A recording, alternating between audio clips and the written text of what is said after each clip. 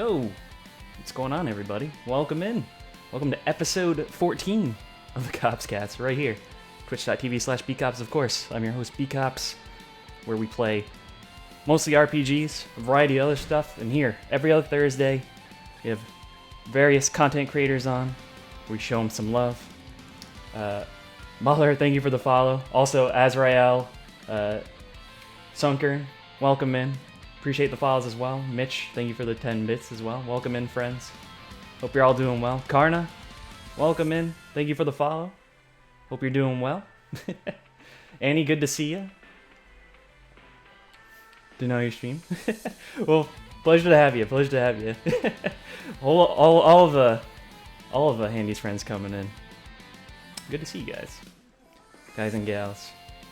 Like I was saying, right here every other Thursday, we do these interviews, these talk shows, these podcasts, I guess you could say, where we have YouTubers, we have streamers, musicians, artists, a whole bunch of folks of various backgrounds that I want to always show them some love, give them a little highlight, and just have a good old chat with them, and hope you all enjoy the time here. So yeah, and of course today we got another bud on. Met him probably like a few months ago, 3-4 months ago, something like that. Probably longer than that. I'm bad with time. This whole year is just a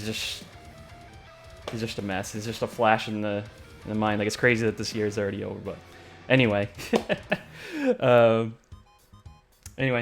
guest on today. What is a year exactly, Mitch? Anyway, today's guest, he's a speedrunner, and of course a speedrunner for my favorite game of all time, which is essentially how I came across his channel initially. Just happened to come in and see him on.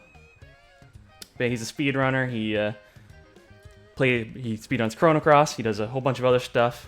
He's got a big relay this weekend, which you all should check out, and we'll talk about. We'll get into.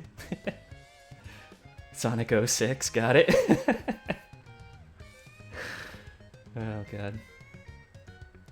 But yeah, so because he had the relay coming up this weekend, I figured it'd be cool to talk to him about it. See how prepared he is. He's usually always on a few days a week on his Twitch channel. And so I guess without further ado, let's bring it on, shall we? Here's Dakota, aka SuperHandi. My dude, what's going on? What's up? How are you, man? Good, man. Thank you so much for coming on, man. What's happening? What's going on? Well, mainly right now, me just trying to fit time in between school and the relay and stuff like that. That's been the big thing this week. Yeah. We were talking about it a little bit before we went live. Your just all the classes you're taking and stuff, and you have some remote, and you're on campus. You mentioned, but you're doing some like online courses too, right? For all intents and purposes, it's basically all online. I just already live on campus. I already signed like a thing saying like, hey, I'm staying on campus. You do it the semester beforehand, so so yeah. No, it's mainly all online, which kind of sucks, but it is what it is. You have to deal with it. Andy looking good, but let's talk about that alarm clock.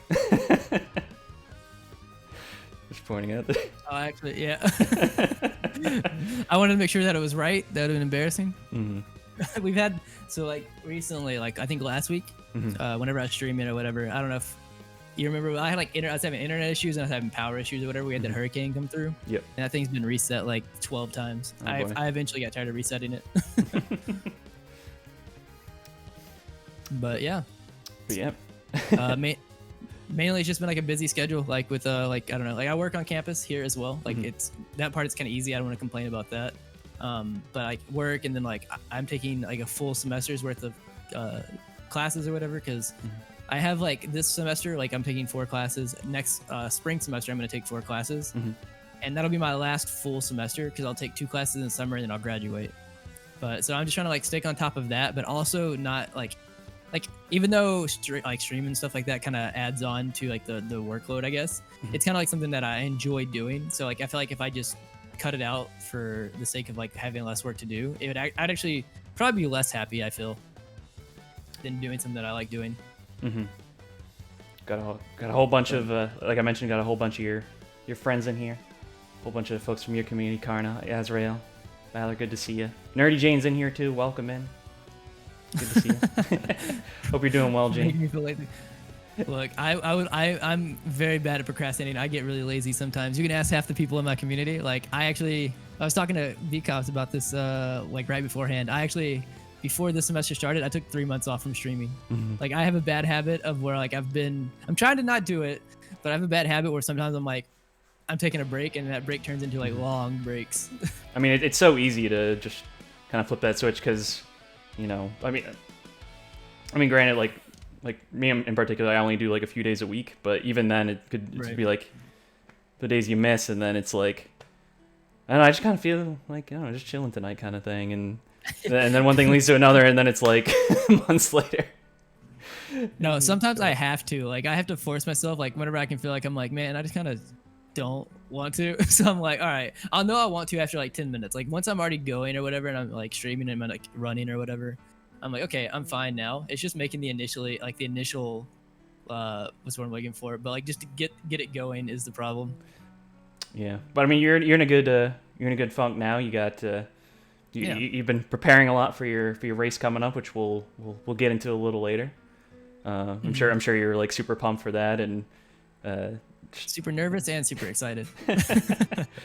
we'll be praying that the RNG will be on your side. Right. For sure. That's kind of what the practice for is, to try to make sure that if RNG decides to not be on my side, at least we're not completely screwed, but we'll see. Yeah, so you mentioned you're in school right now, and you're going for computer science? Yeah, for computer science, yep. So what's like the ultimate like goal you have, like career-wise, like with that degree? I mean, ideally, like I'm trying to get into like software engineering. That's kind of like the goal. Like eventually I'll probably need to take like a internship somewhere, you know, initially, and then we'll try to become like a junior software engineer, and then see where that career takes me is the whole goal. Yeah, and I can imagine just like I don't have like initially like, or I don't have like the, if it happens, it happens, but like I'm not like someone who's like wanting to work at like Google or anything like that. Like if I can work at like a smaller business making decent money, I'll be happy. So that's kind of the goal. Cool, man. And I mean, you kind of touched on it, but yeah, I can imagine just, you know, getting these last classes in, just cramming everything in, on top of like, you know, you doing the channel, just right. all of that, just like adding up, and but you're you know, you're getting all done. You're killing it, man. So. Yep. Trying to, at least. It's definitely a struggle. Yeah. I mean, especially like. Go ahead. I'm sorry. You can go. Oh no, I was gonna say it's just especially like these, like the last few semesters. Like I'm in my senior year or whatever. So like you kind of get into like, you know, like what is it called, senioritis or whatever in high school, where you're like, you just kind of like are almost done or whatever. I think it almost kind of exists with college as well, where you're just like, okay, I just have to like glide through these last 2 semesters or whatever, but you can't glide through them. Like they're your senior level classes for a reason. They're like hard. Yeah. So that's my struggle. Yeah, I remember you mentioning on your channel like 3 or 4 days ago, something like that, when you're doing one of your last speed runs, and just like it was like a test or something that you guys took, or you had to take, but like they gave you like not even like close to enough time, so like it was like a lot of and essentially like everyone like kind of had a rough time with it. Yeah, no, so I went into like, because we have like a programming Discord or whatever for like where we all kind of like mingle and talk about like, you know, different programming stuff. And this is for my software, it was my software engineering midterm, and I was like, I felt like I didn't do well on it because I ran out of time. They gave us like an hour and a half. We had to draw like 3 diagrams and plus do like other questions or whatever. And so I posted in the Discord, I'm like, guys, I think I did really bad on that. I made like a 63. It's like when I got the grade back, and they're all like, yeah, I made a 50. Like I was like, how do I have the highest grade at a 63? And apparently Like she talked about it because that's actually the class I was in before we started this or whatever. She was saying that like if if we take the final or whatever, because this is normal or whatever, if we take the final, if we make higher on the final, it will go over our midterm no matter what. But if like she graded it with how it is, an 80 and above is actually an A 70 and above is a B, and a 60 and above is a C. So at least I didn't fail it. Nice. That's the only consolation. Hopefully she'll at least like scale that or something too. Like, yeah, hopefully, yeah. Hopefully there's some kind of curve. Yeah. But your classes otherwise have been pretty good, like especially like winding down to the end. Yeah, so in between like the relay for or like practicing for the relay, like it's been all midterms and stuff. Like basically this month I've taken 3 out of the 4. So on like the first one I made a 90 out of 100, which nice for operating systems. For what's the other one? I made the 63 or whatever on the software engineering one, and then I just got back a 60 out of 60 apparently on my design programming one. So I'll take that. I don't know how. I'm not gonna question it. But yeah, and then I have so the one I've actually been studying for now is so these last 3 days I've been studying since I knew I was gonna be busy. You know, Thursday, today, Friday, and Saturday for the relay. I've been studying for a computer architecture midterm, so that one's gonna be a rough one. So we'll see. Sounds it. Yeah, not happy about that one. yeah, but I mean you'll get through it, and you know then all of a sudden you'll blink and it's like, wow, you know, school was like 5-10 years ago now. Like it's just right. Yeah. Like I'm like that. Like just thinking about like college for me too. Like that was like almost 10 years since I graduated to this point, which is like mind blowing. Right. I think a part of mine is that like I took like 5 years off or 4 years off between high school and then college or whatever, and so like me being like 27 now, like I'm like so ready to just be done with school in general. Like I think I'm just at that point in my life where I'm like I just want to like move on past school. But was that break just intentional? Or you just like weren't ready for school yet at that point? Just a lot of like things were going on like in my life or whatever. So like just like family things, like whatever. I moved out when I was like 18, 19 or whatever. And so I got a job at that point, and then I eventually moved. Like whenever I decided to go to college or whatever, it was whenever I was like, okay, I'm just gonna put like off paying like rent and stuff like that at an apartment. I'm gonna go stay on the dorms or whatever, which is why I'm at the dorms now. And then basically I'll just, you know, whatever, I'll have to get loans or whatever for that, but I'll at least get through college was the idea. So that's where we're at now. And outside of like the computer science, your computer science major, did you have like career aspirations like growing up, like for like anything else, or was that like essentially like what you eventually went for?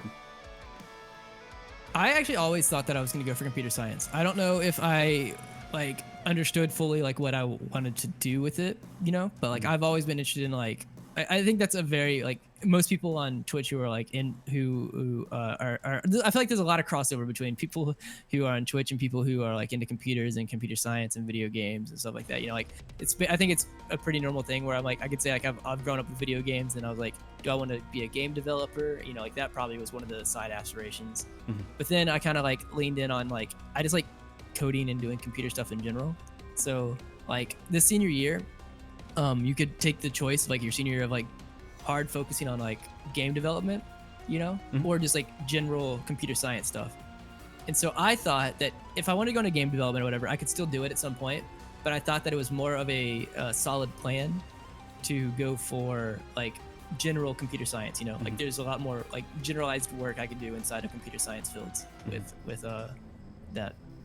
So but yeah, no, I've always wanted to go for like computer science. I'm pretty sure. I can't think of anything else I would have ever thought about wanting to do.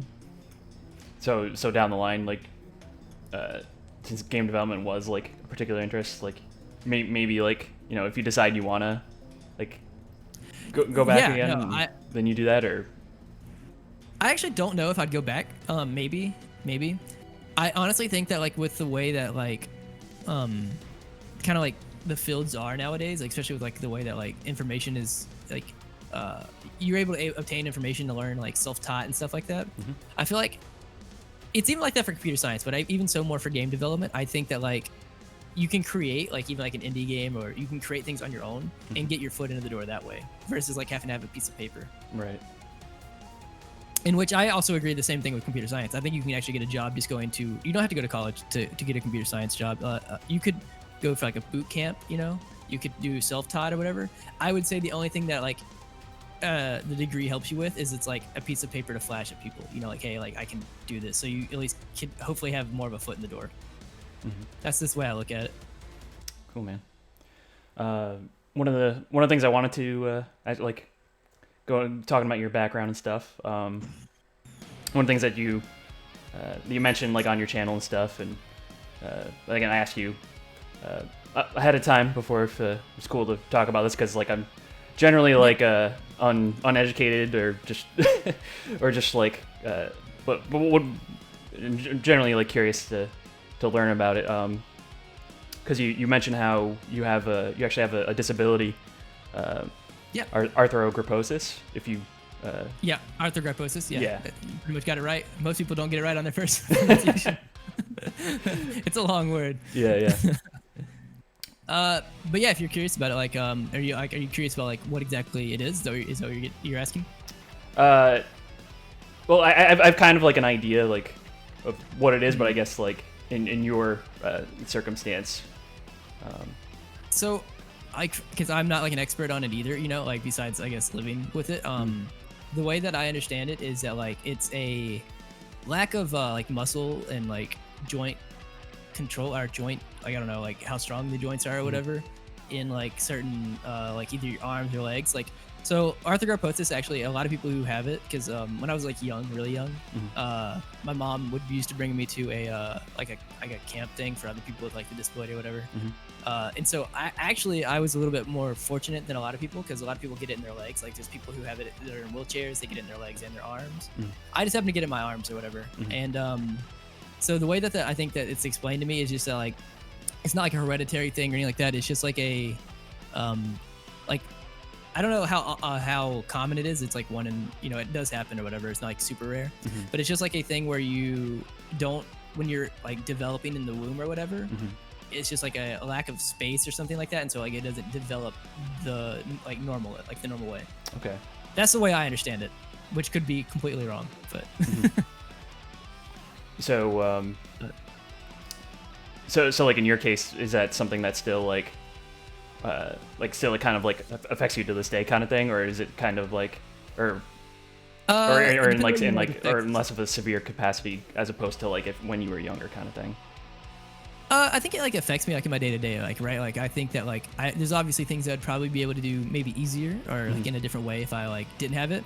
So I guess in that way it affects my day to day, but like it isn't like something that I'm like thinking about in the day to day. Like it's just like I live independently, you know. Yeah, you're just like kind of used to it at this point, so it's just not even like. Yeah.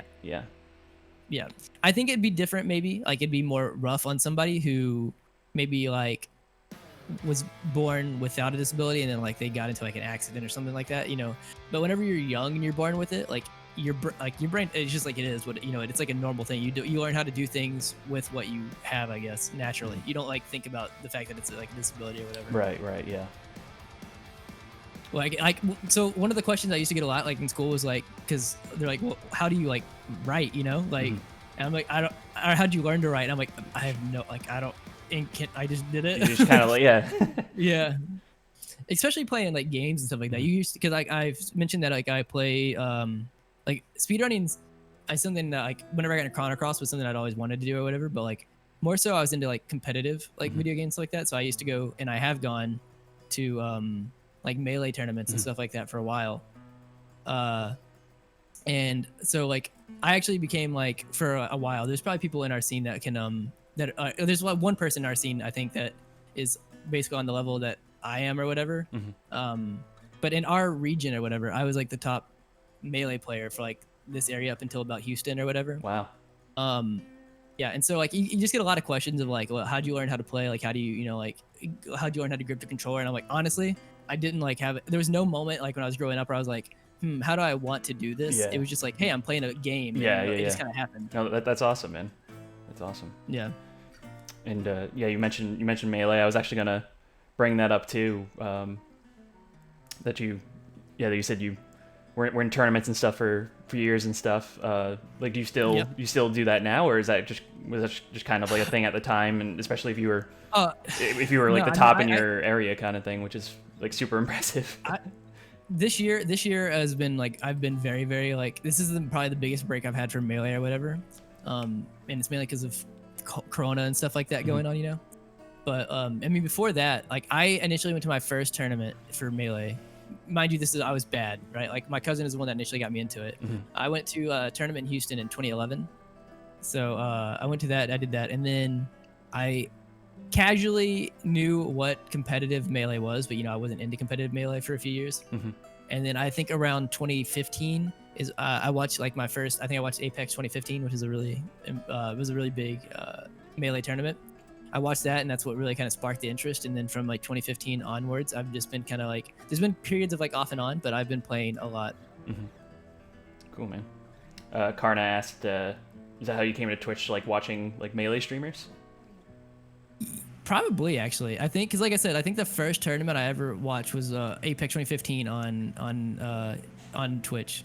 So probably, I don't remember exactly the steps that I took to like where I eventually decided I wanted to stream or whatever, but it probably was definitely like a footprint in it. Yeah. Funny enough, I think like Melee was how I discovered Twitch. Like I don't.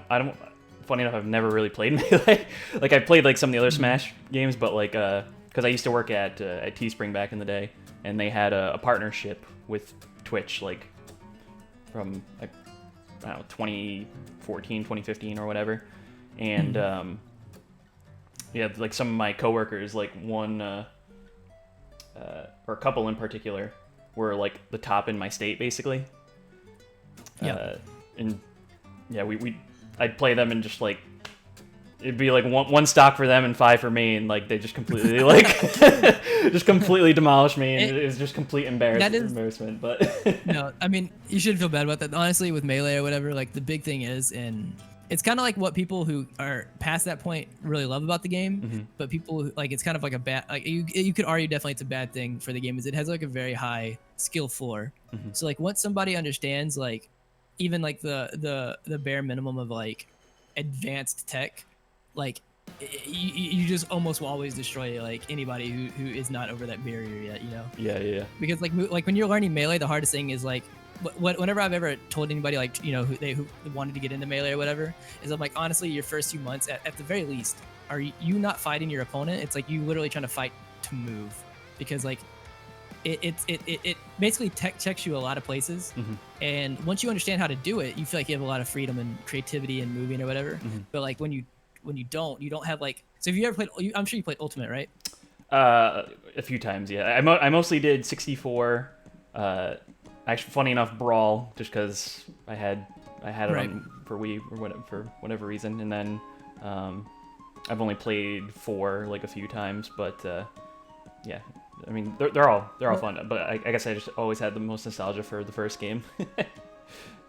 Well, like the main thing is that like with Ultimate and stuff like that, it has like a buffer stuff to it. Like so Melee doesn't have a buffer. So like if you like, how to say this? Okay, so you're throwing out like an aerial or something, right? And you hit it and you're in your in lag of the move, like say 14 frames. I'm just throwing up random numbers, right? And you try to dash at like frame 12 of that in lag, which is like 2 frames early. There's no buffer. It's not gonna let you dash. You're just gonna stand still, and you're gonna be like, "Where did my dash go? I tried to dash or whatever." Whereas in like, if there's a buffer there, like in Ultimate and stuff like that, as soon as the move ends, it'll know that your last input was like a dash from like a little bit ago, and then you'll get the dash. So, and if you're like newer to the game, it feels easier to move. Right. Melee main. Yeah, I was about to say I just read that Melee main. So for a while I was a Puff main for like a long time whenever I was on like, nice. like at the top of like our scene. Yeah, and then and I'm not even saying that like our scene was great or whatever. So our scene was like a sub region of like the greater southeast Southeast Texas region.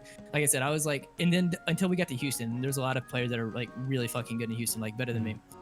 But like I was a Puff main for a while, and then I got tired of people in our region who complained about Puff or whatever, and like I don't think that anybody insinuated that was the reason I was winning, or like said that's the reason I was winning, but it was kind of like an insinuation. So then I picked up Fox, and so I eventually wanted to play Fox just to like show, like almost like I was gonna win with Fox either way type thing, and then I slowly kind of stayed on Fox, and so it became a Fox main slowly. That's funny. And Juice in the chat, he also from Houston. That's awesome. He asks your least favorite character to fight against. So hot take. It's actually becoming less of a hot take if you like for people who are like into melee or whatever.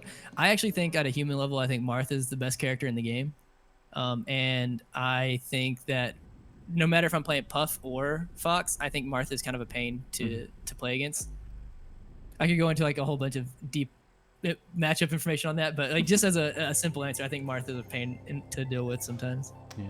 Also hope you're doing well, Juice. Good to see you. And Pastor Mike and Mitch, thank you for contributing to the Channel Point Challenge Fund. I appreciate it. If we hit our goal of 500,000 channel points, we will do a 24-hour stream on the channel. So much appreciated. Ruffalo says I'm a filthy peach main. Look, hey, I can't say anything. I played Puff. I used to tell people like, yeah, sorry, I'm a filthy Puff main, like all the time. You mentioned that Marth sucks to fight against. What about Cloud? Because like I actually finally got to mess around with Cloud. You talking about it in Ultimate? In 4 or like I guess yeah, in Ultimate. Yeah, because I didn't play too much in 4, but in Ultimate, actually I'm not sure too much. I initially when Ultimate came out, even though I liked Melee, I wanted to give it a fair chance or whatever. So like I was like really into it. Like I tried to grind it for a little bit, and I think that it has a lot of things that I enjoy in the game more than I did 4 because I really didn't like 4. But I kind of dropped it, so I don't actually know too much about Ultimate anymore. I mean, I know like basic fundamental stuff, but like past that. Who's my greatest gaming inspiration? It's definitely Sunken HS. Nice. Yoshi main extraordinaire. So you were big in Melee. What else did you grow up playing with? Like, did you play what was your primary or your first console, and what did you like primarily like stick with when you were younger? I mean, I was born in '93, so I for sure played a little bit of Super Nintendo and 64. But I honestly think that I have the fondest memory, or like, I don't know, 64 is definitely up there. But I think I have a lot of my like deep fond memories, like nostalgic memories, are from the PlayStation era, like with Final Fantasy Tactics, Final Fantasy 7, Chrono Cross. Like I was very big into RPG. Final Fantasy 9, I was really big into RPGs and stuff like that. Hence me being an RPG speedrunner now, I guess. But, the PS1 especially was just like, just chock full of like a lot of those RPGs, and I'm still looking to collect as many of them as I can and play through all the ones I missed. Like I still haven't played Xenogears yet, Wild Arms. To be honest. I mean, I'm most curious about Xenogears because like Mitsuda did the soundtrack for that too, and I heard that one was really good. But okay, I didn't actually know that. But I like the Xenosaga, not Xenosaga. Xenosaga, but Xenoblade. Xenoblade Chronicles. Like I freaking love that game, even though like it's not technically like connected. I've been really curious about that first one. I don't know anything besides like Shulk being the main character of Xenoblade or whatever. That's all I know. I highly recommend that one. That's because I had that on the Wii back in the day, but if you have a Switch, definitely pick that one up if you're up for like a nice chunky RPG. Really good things. Yeah, I've heard really good things about it. And out of all the PS1 stuff, you'd say that the Chrono Cross was the one that was like topped, or FF9, or which one, or it doesn't even have to be an RPG. If there was like something else from that era that like you were just like so hooked in. They're all like a top tier or whatever. Like it's almost like I don't want to order them. Like I will order them, but like they're like, it's not to take anything away from any of the other ones because they're all both like in the top for me. But I don't even think that Chrono Cross is my favorite RPG or whatever. I love Chrono Cross, and it just happened to be the one that I got into speedrunning a lot. But I honestly think that like FF9 is above it for me.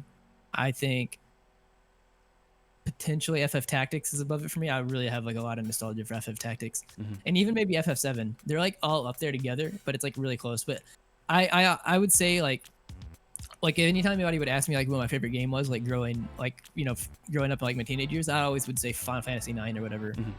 Until like Chrono Cross just happened to be the one that like I actually have I have my Chrono Cross disc in front of me, my case or whatever. I have 2 of them, but I also have the FF9 disc that I haven't opened yet because around 2011 is like when I graduated high school, and I was like, man, I saw a little bit of speedrunning, and I was like, I want to get into speedrunning, you know.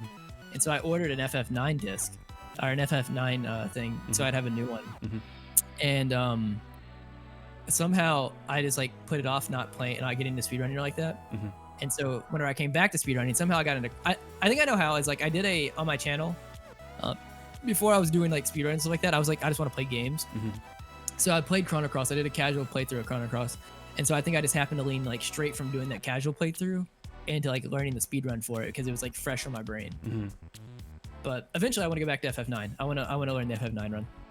And funny enough, you can still for FF9, Chrono Cross, a lot of those anthology chronicles, I think you can still buy them brand new on Amazon, like from Amazon, like Square is just like still selling some for somehow.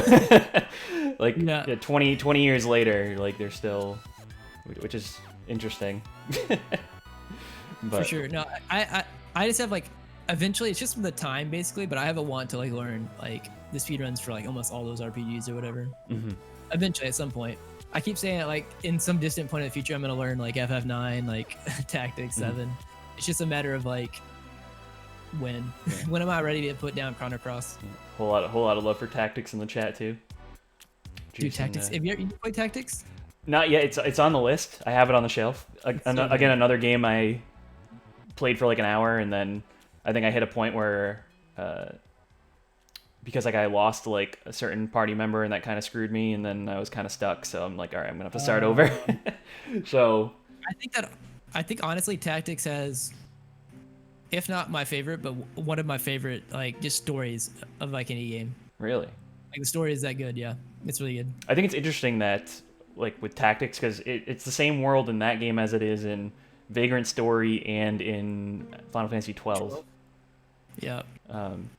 So it's cool that the creator, he kind of like made his own little mini universe and stuff. Right.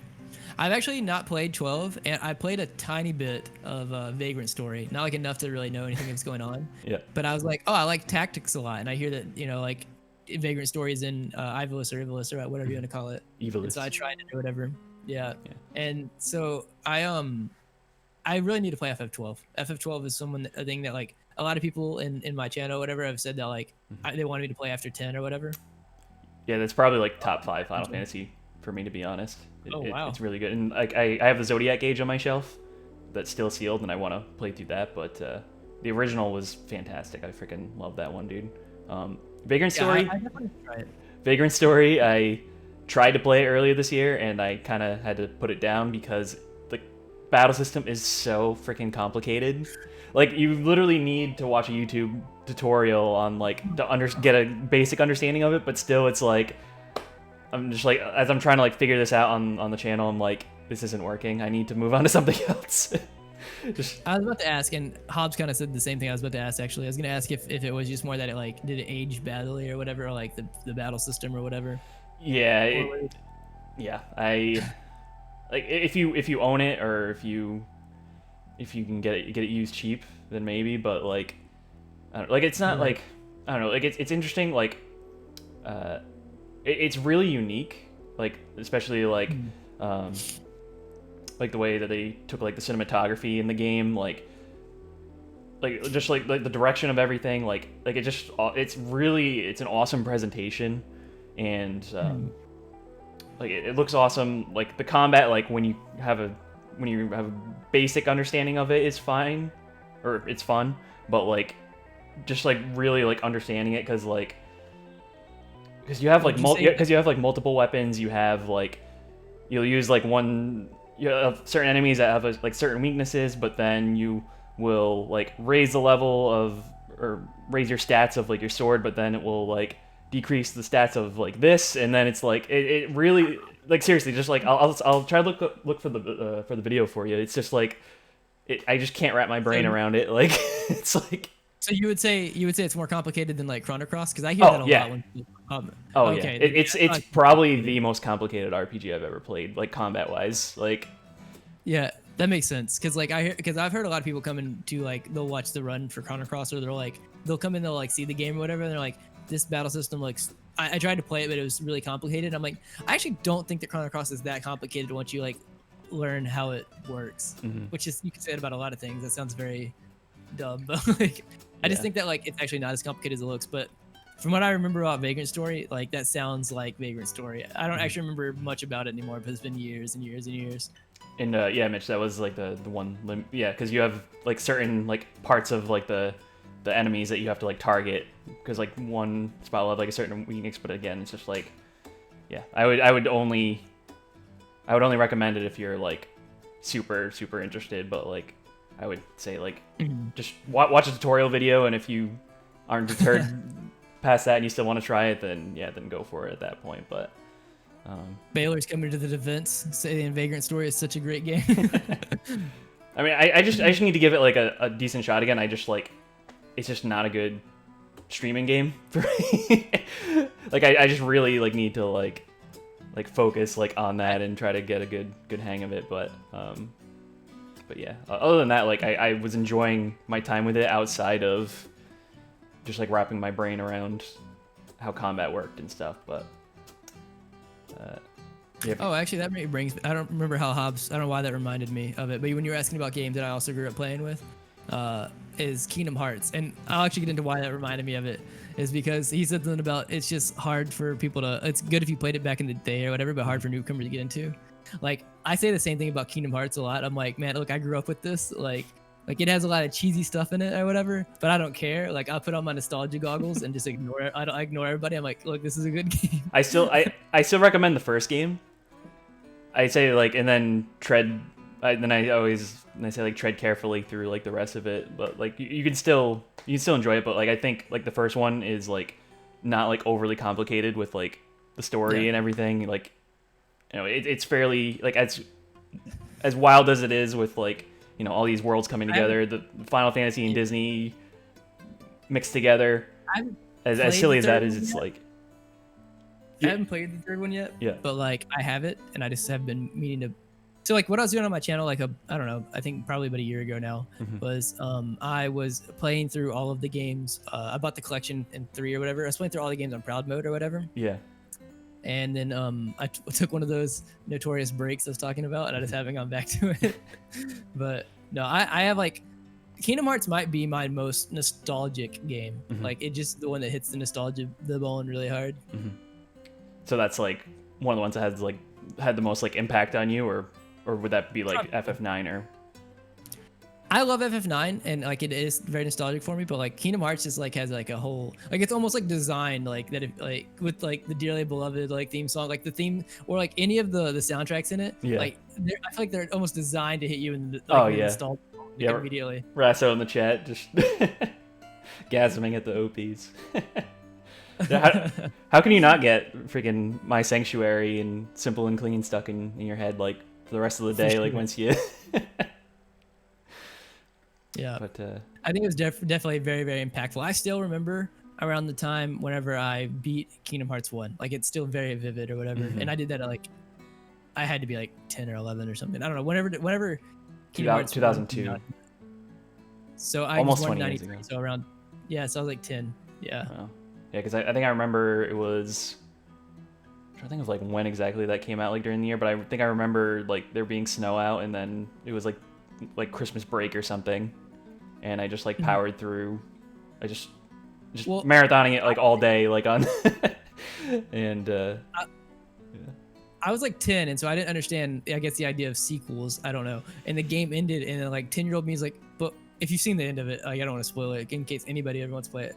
But like whenever one ended, I was like, wait, I'm not happy with this ending. Stop. Like, but you didn't get the 100% ending, or is that what you're talking about? Maybe, I don't know. Probably not. I was like 10. Yeah. I'm just talking like the regular regular ending. I will say that with cinematic one. I still have it on my memory card, my original save. I don't have my PS2 disc anymore, but dude, I 100%ed the shit out of Kingdom Hearts 1. It was like one of the few RPGs that I did, and like I killed the game so bad that like, you know how like that ring that your health bar is? Yes. So mine literally touched the left side of the screen. It's like that's funny. I forgot that you could even break it that far or improve that much. Yeah, but like I still, for whatever reason, I still couldn't beat Sephiroth. Like Dude, that encounter was just like so impossible to me, like when I was a kid, because he would just do that like. I don't remember if I did a lot of the side stuff. I just remember like, probably not. 'Cause like I said, when I was like 10 or whatever, I probably just played through the game without like the intent of like I was just playing it, you know, like I wasn't trying to do like achievements like that. So I probably skipped over Sephiroth and stuff like that. Hobbs, you're 18 when it came out. Still a great game at the time. Oh yeah. It's just crazy that it's almost 20 years at this point. For sure. That's the thing that makes me feel old. Are there any like newer titles that you've been playing recently, or anything like any recent releases that you've been getting into? The most recent release that I've got into was actually the FF7 remake. Was the newest release that I played, and that's because honestly, like. I would honestly say that's actually probably one of the reasons I got into playing, or got into speedrunning or whatever, is that like I'm actually very bad about playing. I'm not. It's harder for me to sit down and play a single player game as much as I did whenever I was younger or whatever. Like I at least like I don't know, my head, my brain justifies it more when it's multiplayer because I'm like, you know, like I'm hanging out with friends or whatever in my free time, I'm doing things whatever. But I like but like at least like with doing speedrunning, it's like there's like the competitive edge to it or whatever, you know. It's almost like indirectly competition or like playing with other people or whatever. So like it lets me kind of play Chrono Cross or like play these other like games that I want to play, but like with a little bit of like a different angle to it, I guess. But FF7 remake was probably, and Kingdom Hearts 3 will be the other one. Will be there. It's like special cases now where I'll like sit down and I don't mind sinking the time into. Like I think whenever FF7 remake came out the first week, I sunk like 60 hours or something into it. I was like really into it. Yeah. Did you try to like complete like that entire game, like just do all the side quests, do like everything, or how much of that did you play? I actually didn't. Like I was actually I think the game is just naturally like probably like 40-50 hours or whatever, and some of it was like me just kind of exploring and like walking around and stuff like that. I really like there's a lot of people who like, without spoiling, there's a lot of people who didn't enjoy a lot of things or some things about it or whatever, like people who say they're like diehards about it. But honestly, I thought that like FF7 the original exists, like if we want to play that you can or whatever. And I think remake did a lot of things right, and I like the remake a lot. Yeah, and again, without like spoiling, it is kind of doing its own thing. Yeah, for sure. So, and I'm interested to see where it goes from here. Like the way that it ended, or just like the build up like to that end, like to see like things that have happened in there compared to original, and I'm looking forward to it. Picked a heck of a time to walk in. Yeah, he did, Dub. He's Dub in the chat. He runs FF7 himself. Did, nice. And, the remake or the original? Original, yeah. Okay. Yeah, good. As one of the peeps that wanted a shot-for-shot remake, I'm very happy. Yeah, see, I think that's the thing. I think it's fine. Like, and I would have been happy with the shot-for-shot remake as well. I'm just also like, I think that there's the people who wanted the shot-for-shot remake, right? Like that's like one circle, and then there's a circle that splits from that core group of people who are like, oh, I didn't get the shot for shot, I hate this game. And then people who are like, it's not exactly what I wanted, but it's fine, I like it, you know.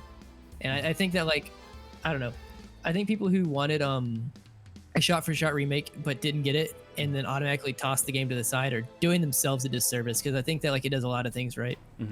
How'd you like combat in that like as opposed to turn based? So so if you would ask me this in 2014 or like whenever 2015, whenever the game was initially announced or whatever, I would have said that like, man, I really hope they don't do action RPG. I like really want like them just do a shot, like I guess what Hobbs is saying, like a shot for shot remake it like with the combat system. And then honestly though, like I think it fits well. I don't think that like honestly it'll be a long time and maybe never that Square Enix is going to go back to what they can kind of consider an outdated system for RPGs, you know, like the take turns, like are turn based.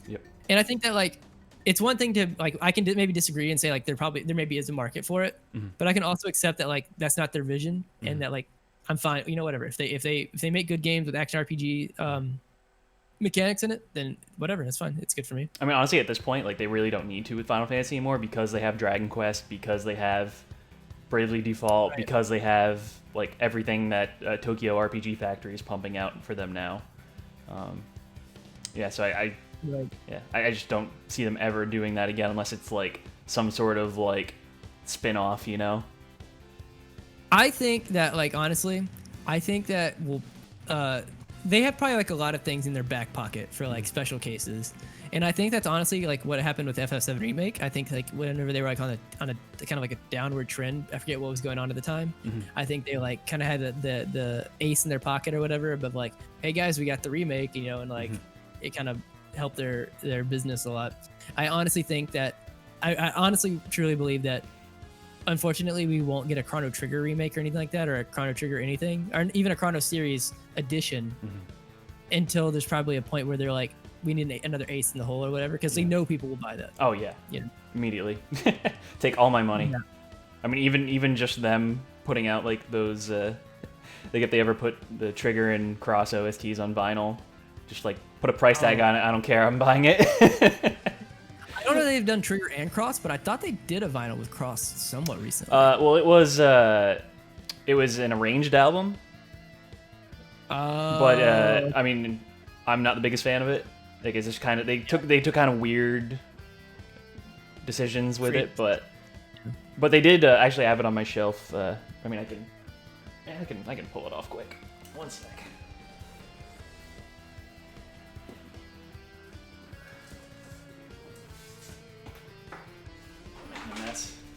But I have this. I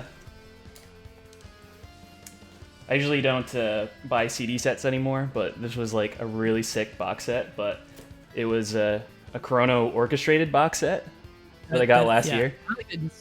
Yeah, that looks really sick, actually. Yeah, and it was because like last year they announced that like Mitsuda was going to do like they were going to do like a concert series, and Mitsuda would like be there to like in person, and yeah, they just had like all these new like orchestrated arrangements and stuff, but then like right after that they announced they were gonna do like studio versions of it, and so yeah, they did like 8 tracks from Trigger, 8 tracks from Cross, and then in this set there's like a bonus like piano live set, and it's a little more money I wanted to spend on it, but dude, I couldn't resist.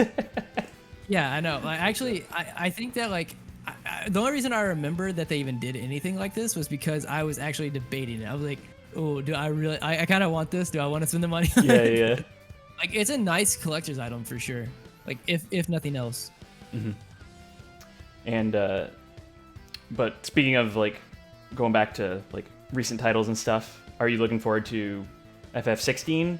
Like, I'm sure you've seen a couple of the trailers, but I didn't play 15, but I actually looked at, like, from what I've seen of 16, it looks like it would fit a vibe of something that I would like. I'd actually enjoy.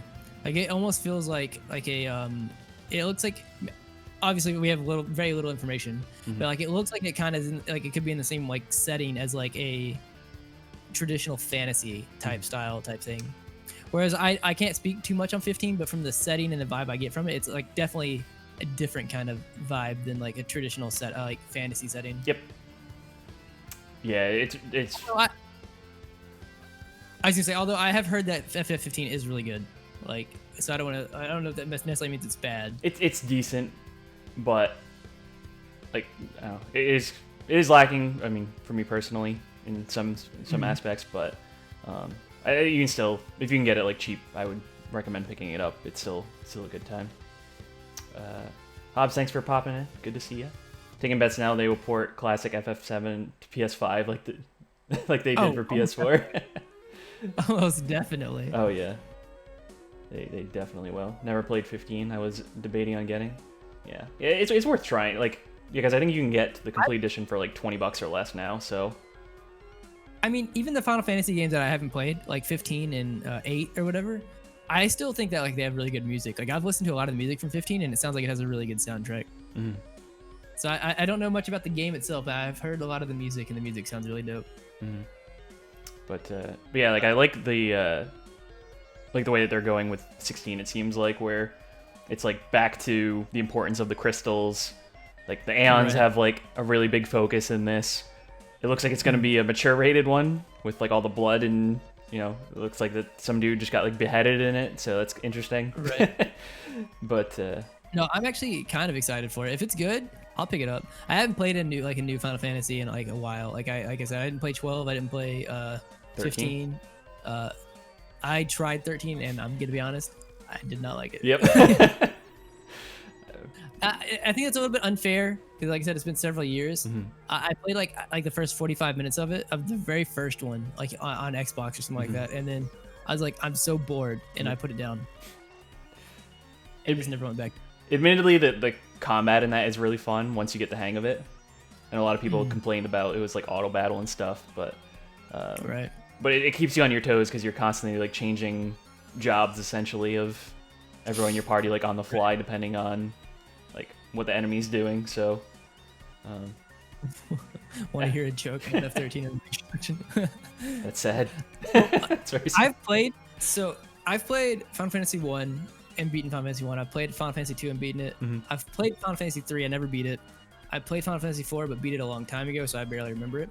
Played and beat 5, played and beat 6, played and beat 7. I've put 40 minutes or maybe something or so into 8. And then I played and beat 9 and played and beat 10. So out of the first 10, 8 is the one that I've like neglected. And I've tried on like 3 different times in my life to be like, okay, this is what I'm gonna do. I'm gonna sit down and I'm gonna play 8. And I cannot get attached to it. I've tried. I don't know what it is about the game, but it does, like, at least the first hour and a half does not hit for me. It definitely, it takes some getting used to with like the junctioning system and stuff. And I mean, admittedly, it took me like 3 or 4 attempts to get through it, because I think I first got it when like I first got my PS1 or something. Put like like an hour or so. Didn't do much with that. Tried to play it again in college. Made it all the way to disc 4, but like I had like no idea like how to like upgrade my weapons, and I relied on my summons like so much that like I was basically like toast like come the final disc of the game. And oh, go ahead. Sorry, I thought you were pausing right there. My bad. But then I lost my save anyway. My save got corrupted. Oh no. So then I like tried to do it again. Again, it was like another like hour or so, and then never went back to it. And then finally last year, I was like, all right, I'm gonna play through this whole thing. We're gonna do this. Did it on the channel. Played through it. Figured out how to like actually like master the junctioning system in a sense, where like Squall is just like freaking like beasting everything with his sword.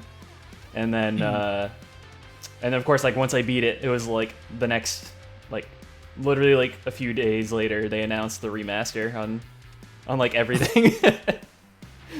So so besides just the music I know I've heard from it that's good, one of my best friends actually it's his favorite Final Fantasy game, so like he preaches to me all the time like how good the game is, and I'm like, I'll try it again eventually. Like I just like, maybe it does get good after like however many hours, maybe it gets really good, but like that first hour is just like, it's rough. I don't know why it's rough, but it is.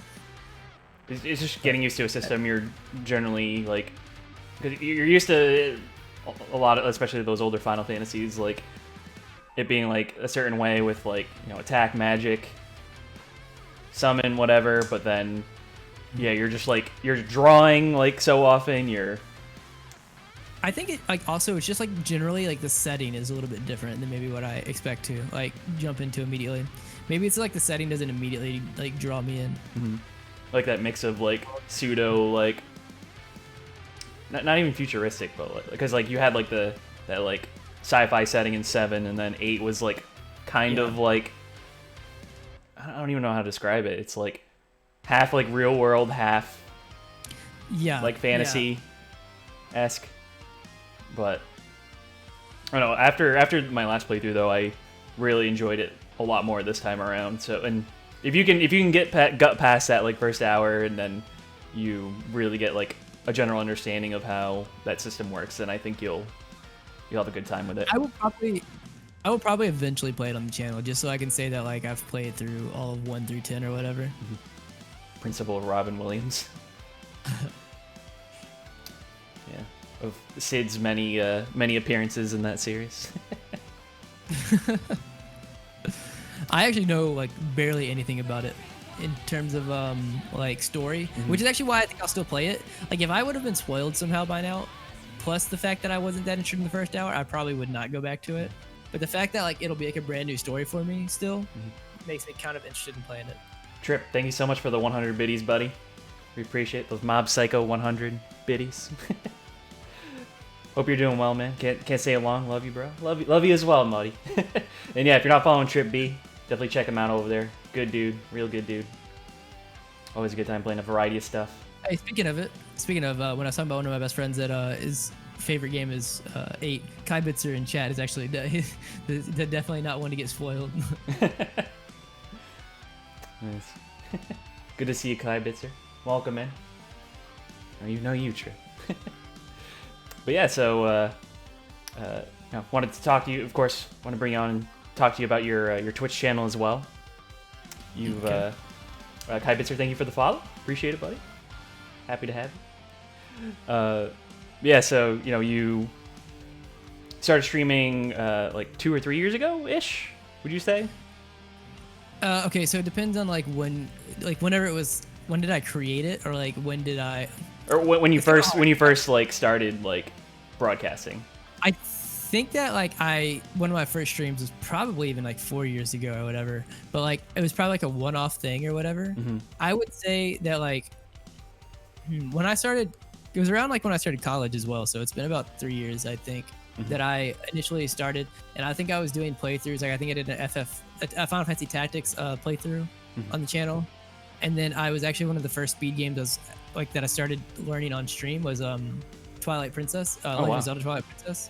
Yeah, and I learned like the first hour of that, and then I took like a long break or whatever because at that point like my channel wasn't like really anything. Like I didn't have like a core base or anything like that, so like me taking long breaks didn't really matter or whatever. Right. But then I came back, and then I would say probably about 2 years ago was whenever I did the Chrono Cross playthrough, and then immediately after I started learning the run.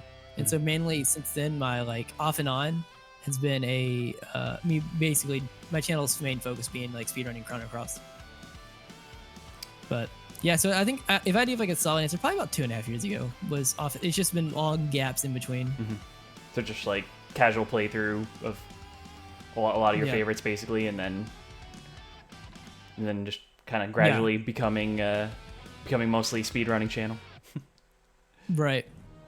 Yeah, so now mainly I think that like, so I mean I actively said that like whenever I was streaming like basic games or whatever like that, as like what can I do, like I wanted to speedrun in general or whatever. I thought about it before then, but then I was like, okay, I'm gonna really sit down and I'm gonna learn Chrono Cross, because at least then like I like the way I was trying to think of it is like, how can I like separate myself a little bit, like give content that like not everybody's doing, And so I was like, okay, so I can play Chrono Cross, but I can also like add the factor of like the speedrun part of it. And that's initially what I tried to build my channel based off of. Cool. And did you have like any particular like challenges that you had like in general, like just kind of going in that direction, or just like with the channel in general? What do you mean, like, so in terms of, so like learning a speedrun for the channel, or either that or just like getting yourself like established as well? Oh yeah, no, I think it's also always a kind of hard to like get like started, like probably like getting like the first 3 viewers or whatever like that. I think it's like one of the hardest things for anybody to do or whatever. Yeah. I think actually before I even started speed or anything like that, like I was doing like playthroughs of Final Fantasy Tactics, was about whenever Nox, even in chat, like Nox found me or whatever. Oh, wow. Nox was probably my first viewer. I think I talked to Nox by myself in chat for like several streams, like a long time ago. That's funny. So Nox has been a real one from like day one. Oh yeah, that's my buddy Rasso in the chat, one of my coworkers. But for the better part of when I started, or around the time like from when I was working or when we started working together, and in between like when I had like some breaks here and there, he was always like the one the one viewer who was always chatting with me, and then until eventually like I finally learned. I mean, we talked about this before we went live too, just like the importance of community and stuff, and right. Before I like really like got the idea of like what I should be doing for that. Like the last guest that I had on here a couple weeks ago, Mega Gremlin, he gave me a good. I had a really good talk with him, just because I kind of like just like asking him like for advice and stuff like that. Just just like basic like what I shouldn't be doing kind of thing. And yeah, Right. he just told me like straight up, and I was just like, all right, definitely makes sense. And man, then since then, just went on my way to meet like a whole bunch of new folks. Met a lot of awesome friends out of it. Right. Funny enough, a lot of a lot of friends that also played Chrono Cross at some point. Just like searching to see who was playing the game, and and one thing led to another. Now we have a whole bunch of friends that we met. So I literally think just getting the initial push is like the hardest part of like streaming or whatever, because like Twitch is just super like saturated. Everybody wants to like stream or whatever. I think it's like becoming more and more commonplace or whatever. It's like getting your I think even the difference between like having like 1 or 2 active people in chat or whatever versus none or whatever is such a big difference, just because it is so much easier to bounce off of somebody, like even if it's just one person, like to have like somewhat of an entertaining conversation or whatever, like if you're bouncing off a conversation, and then to try to what's the word, like balance playing the game but also talking to yourself and keeping it interesting for like hours at a time. Yep. Like some people are better at it than others, but it actually is a hard skill to talk to yourself. Like Yes. it is. Yep. Definitely is. And I don't know, after a while, yeah, you kind of you can kind of get the hang of it for a bit, but then eventually once you finally meet people, and that definitely kind of relieves that that tension a little bit. So lurking figuring that like I think like just what like one, just having like some content that you think maybe makes your channel different versus like other people's is like a key. I think like obviously having a personality that people find like relatable, they can gravitate towards. Yeah, that's another one. And then also just like, what's the word I'm looking for? Not discoverability. I read that in chat. Now my mind's thinking discoverability. Networking a little bit. Like talking to other people. Yeah. Networking's like big. It's major. I think that. Yeah, I think networking has a negative connotation to it, almost like offhand. But like, if you're clean networking, there's nothing wrong with. If it's like people that you're interested in general, like you share common things with, it's like other channels. I don't think there's anything wrong with like networking with people at all. Yeah. Like, if it's like people that like you become friends with or whatever because you share a common interest or whatever, then why not? Like why not network with like people who your communities might both enjoy. Yeah. I mean, that's the way I usually look at it is. Yeah.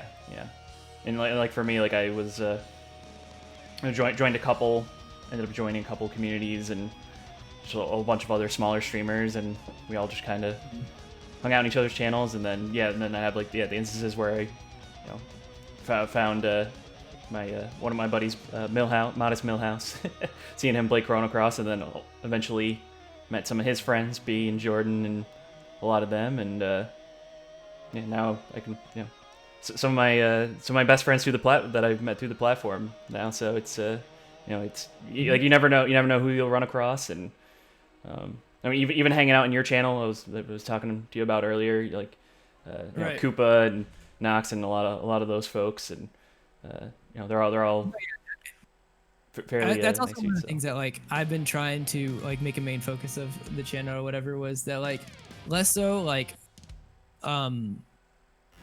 it's very like I try to at least in my head have like I want to build like the idea of like a pretty tight community or whatever. Like I would rather have like 40 viewers or 30 viewers of like a tight community versus like 100 people with like no one talking to each other or whatever, because at the end of the day, like the red number underneath the channel or whatever doesn't make the stream entertaining for me or whatever. It doesn't make it fun for me. Yeah, I hear you. And I guess of course, like with that too, like because you'll like I was kind of gonna point that out too, like because you'll sometimes you'll have a lot of like randos that'll just kind of tune in to like just for that game in particular, but then once they hang out enough, then eventually then they'll end up chatting in, and then end up becoming part of your community, and then y'all end up getting close, and it's just one thing leads to another, and that's what's exciting about it. I was about to say, yeah, I think that's actually one of the like more fun things about Twitch is just that you eventually just start developing connections with like people like who just randomly popped into your stream at some random point. Mm-hmm. Yeah, for sure. And of course, because you, since you're a speedrunner, and you've mostly been focusing on Chrono Cross right now, you've been doing a few other games too. Like you've done Final Fantasy 1, right? And then Goof Troop as like another one. Yeah, I did FF1 for a tiny bit of time. Like I was like, so at the time I was like, okay, I've run Chrono Cross. I'm gonna try to do like a series speedrun of like Final Fantasy 1, 2, 3, and all the way to 10 or whatever. Mm-hmm. And eventually I might still get back on that, but I actually had such an unenjoyable experience with 1. Like you can like a game a lot, and some games are good casually, and then some games are like not what you want out of a speed game or whatever. Right. And I just was not enjoying FF1, so I put it down after I got like one time on the leaderboard. I was doing a little bit of runs for it, but I was just like, all right, I'm not enjoying this. I gotta do Chrono Cross or whatever. I'm not gonna like force myself to do it. So then I went back to Chrono Cross for a little bit. But I did Goof Troop, and I have like runs on the Goof Troop leaderboard, but I didn't stream them. I think it was periods I was like in an off period or whatever, and I learned the co-op % for Goof Troop or whatever on the SNES. And so my cousin and I, like, I don't know what we're on the leaderboard now, but we were like number 8 or something, number 7. That's dope. And do you still run like Goof Troop, or and also if you're because you have to document those, right, in order to submit them, or how does that work? Yeah, I mean, yeah, I have the video still on my hard drive and stuff like that from both of the runs. Oh, weird. And so was that like a game you played a lot when you were a kid too, like on Super Nintendo and stuff? Oh yeah, Goof Troop. I played a lot of like Nintendo games. I would say Goof Troop is one of them. Tetris Attack is another one that's really fun. Like I'm actually in the Tetris Attack Discord or whatever, because I have like a SNES controller, because they have like a community that eventually I'll probably try to get into. I don't know if you ever played Tetris Attack. It's like a puzzle-based like game or whatever, where you send blocks back and forth to each other. And they have a community. They have like, it's called Tetris Attack Online, where they have like monthly and like seasonally ranked tournaments. So like that also like is, like I said, most of the things that I do now, I feel like are dealing with games and stuff that I like enjoyed playing as a kid, but they also have some kind of competitive edge to them. So like I really enjoy that as well.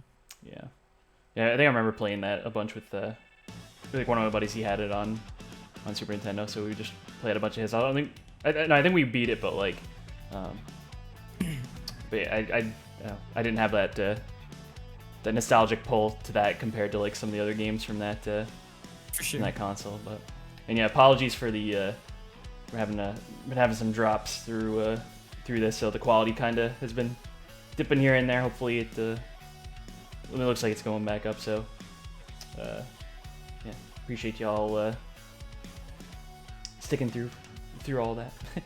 And of course, thanks again everybody for contributing once again to the Channel Point Challenge. Appreciate it. But yeah, so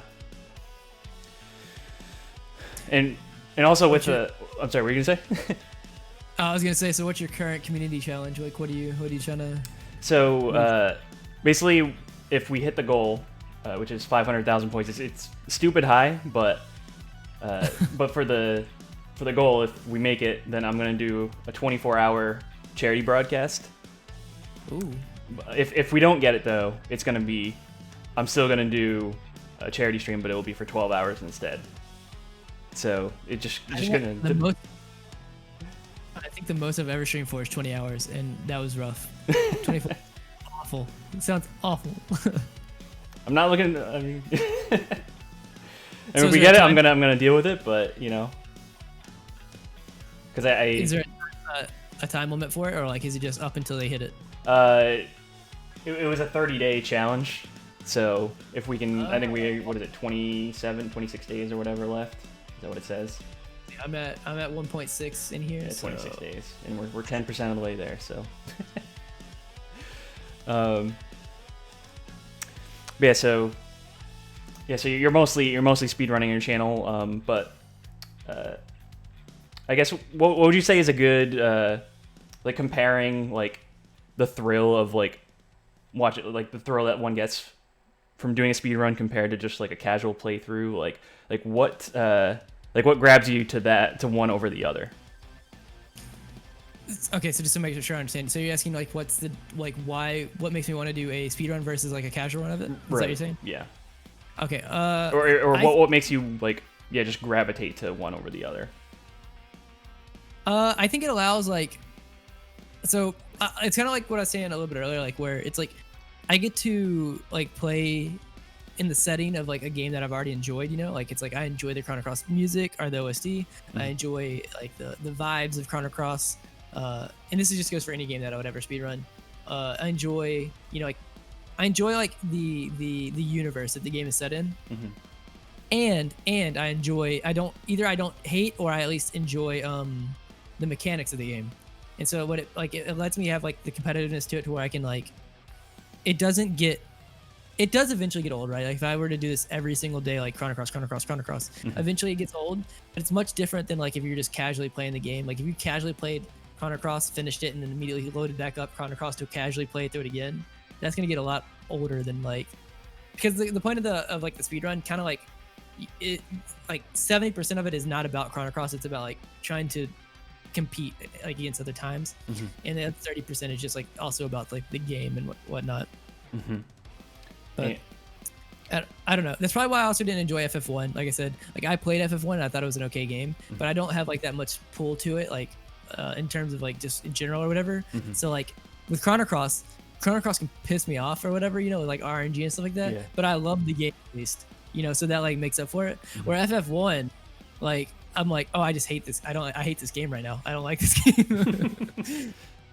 And so how often do you, or well, I was gonna ask like if you ever experience like burnout from speed running and you just kind of want to like just like step back for a little bit? For sure. Yeah, no, absolutely. I think that like it depends on like my like internal grind or whatever, like, or whatever drive I have. Like, so right now, my drive right now is to like, I'm super close. I can sub 650 in Chrono Cross or whatever, which will, so I'm right now, I'm in 4th place for Chrono Cross. I'm 45 seconds behind 3rd place. And then me and him both are trying to sub 650. At 2nd place is sitting at 648. So we're both like 2 minutes away from becoming 2nd place in the world. So both me and him are both trying to like grind out, you know, like, so I have like an immediate goal in front of me. So it makes like burnout like less, you know, whereas so like after that, depending on how well or how much I think I can get close to a world record, will depend on you know how long I stick with Chrono Cross versus like jumping to like FF9 or something. But yeah, it just depends. And what do you say is like when you're doing back up because you mentioned your 650 is your time, and then what's the number one? Number one is 641. 641. And yeah, he's 9 minutes ahead. So he's 9 minutes ahead of 3rd and 4th, and he is 7 minutes ahead of 2nd place. Close to War is dude's a monster in terms of like RPG speedruns. And I assume like, you know, for like a lot of you guys, you will kind of, well, you have your own I mean, especially with like Chrono Cross, it's kind of like there's like so many factors like based on like, you know, like how the RNG is, stuff like that will affect like, you know, how good your characters will do in like certain scenarios, thus like getting you like through certain parts faster. I assume like with his, like he just like really like had like kind of like a perfect run kind of thing, but are you still like kind of learning like new stuff as you're going along the way to? Yeah, I think that like Chrono Cross is definitely a game like where the skill comes into it of like, so like kind of what you're talking about with like RNG or whatever with characters and stuff like that. I'm actually of the mindset, and I've been preaching to people who are learning the game that like there is a certain threshold of time that like this, no matter what the RNG gives you, you should be able to hit, right? Like, or not you should be able to, you can hit, right? Because I think that there's like, it does have RNG, but I feel like if you're a new runner and you tell yourself like, oh, I'm just getting screwed by RNG, you're setting yourself up for like like lack of improvement, right? Because there's almost definitely something that you could have done to in this situation better. That like I'm not saying that you should have known that time, but instead of like just saying, hey, I lost the run or I did bad because of RNG, like look what you could have done if you have the same like stats or whatever in the next time, So like Chrono Cross is like, I think a lot of the skill comes from the fact that like I said, I've been playing it for like 2 years, like speedrunning off fun.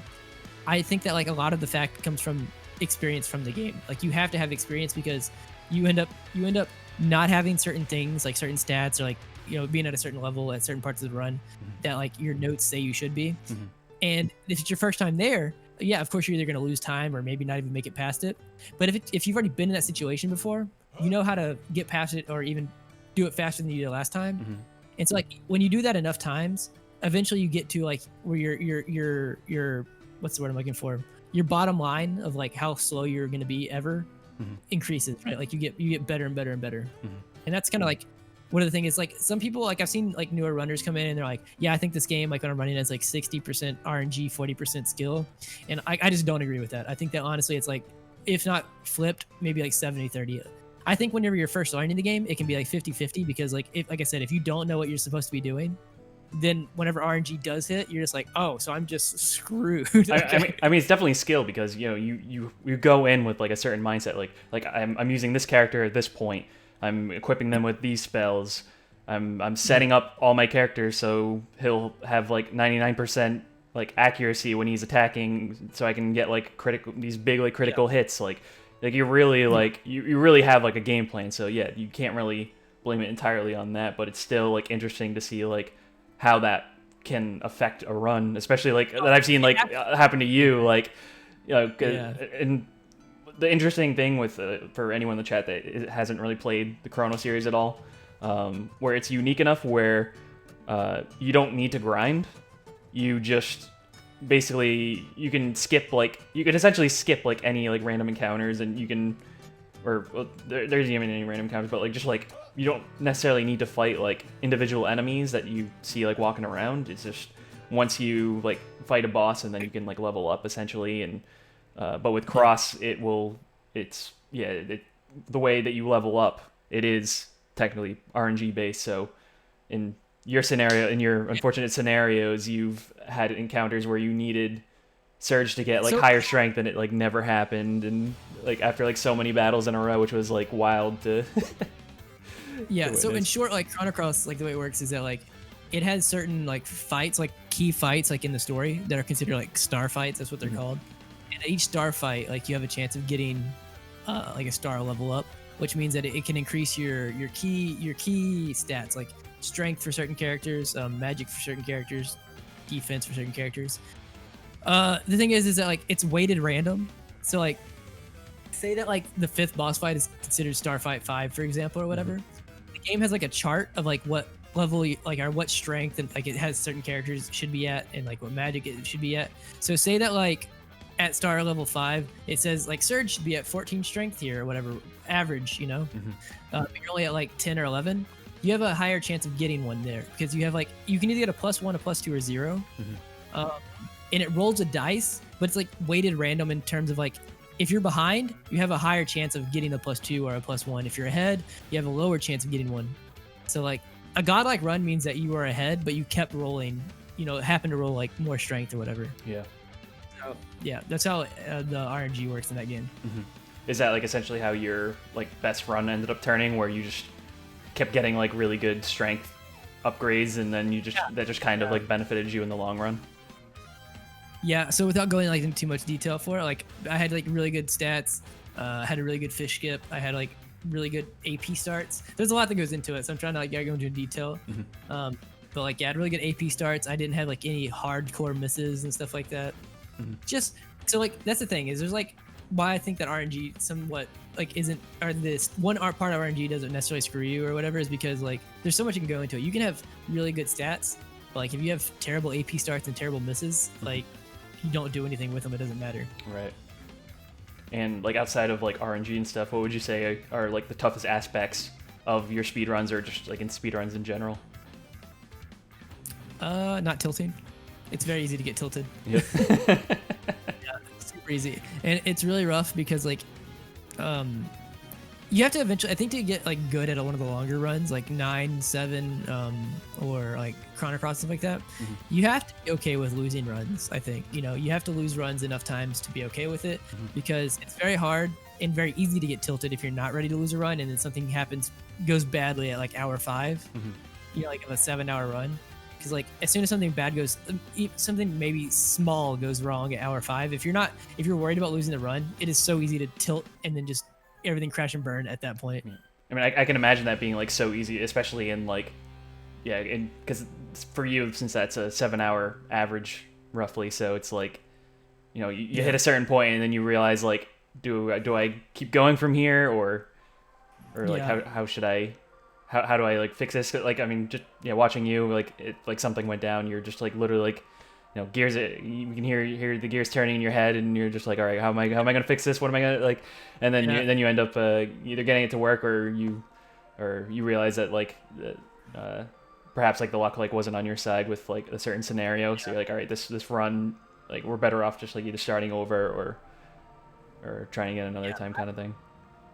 It really also depends on like what the goal is. Like, so recently I've been a little bit more lax about resets and stuff like that, because like I said, since we're doing the relay on Saturday, I can't reset in that, right? Like, so I have to, whatever the game gives me is what I'm handed. So I've been doing like no reset runs, because like I need to see like what's my average with bad luck, good luck, whatever. What's my average run in general, and like how do I get out of things where normally I'm like, oh, I'm just like potentially screwed here, like, because the worst thing is like, okay, so I'm nervous about the relay on Saturday a little bit. I'm excited for it, but I'm also nervous just because like I've never done like a marathon or anything like that, and normally with a marathon, if you crash and burn or something, which I'm not saying that I'm going to, but like, that's always in the back of everybody's head. Like if you do it, that's on you.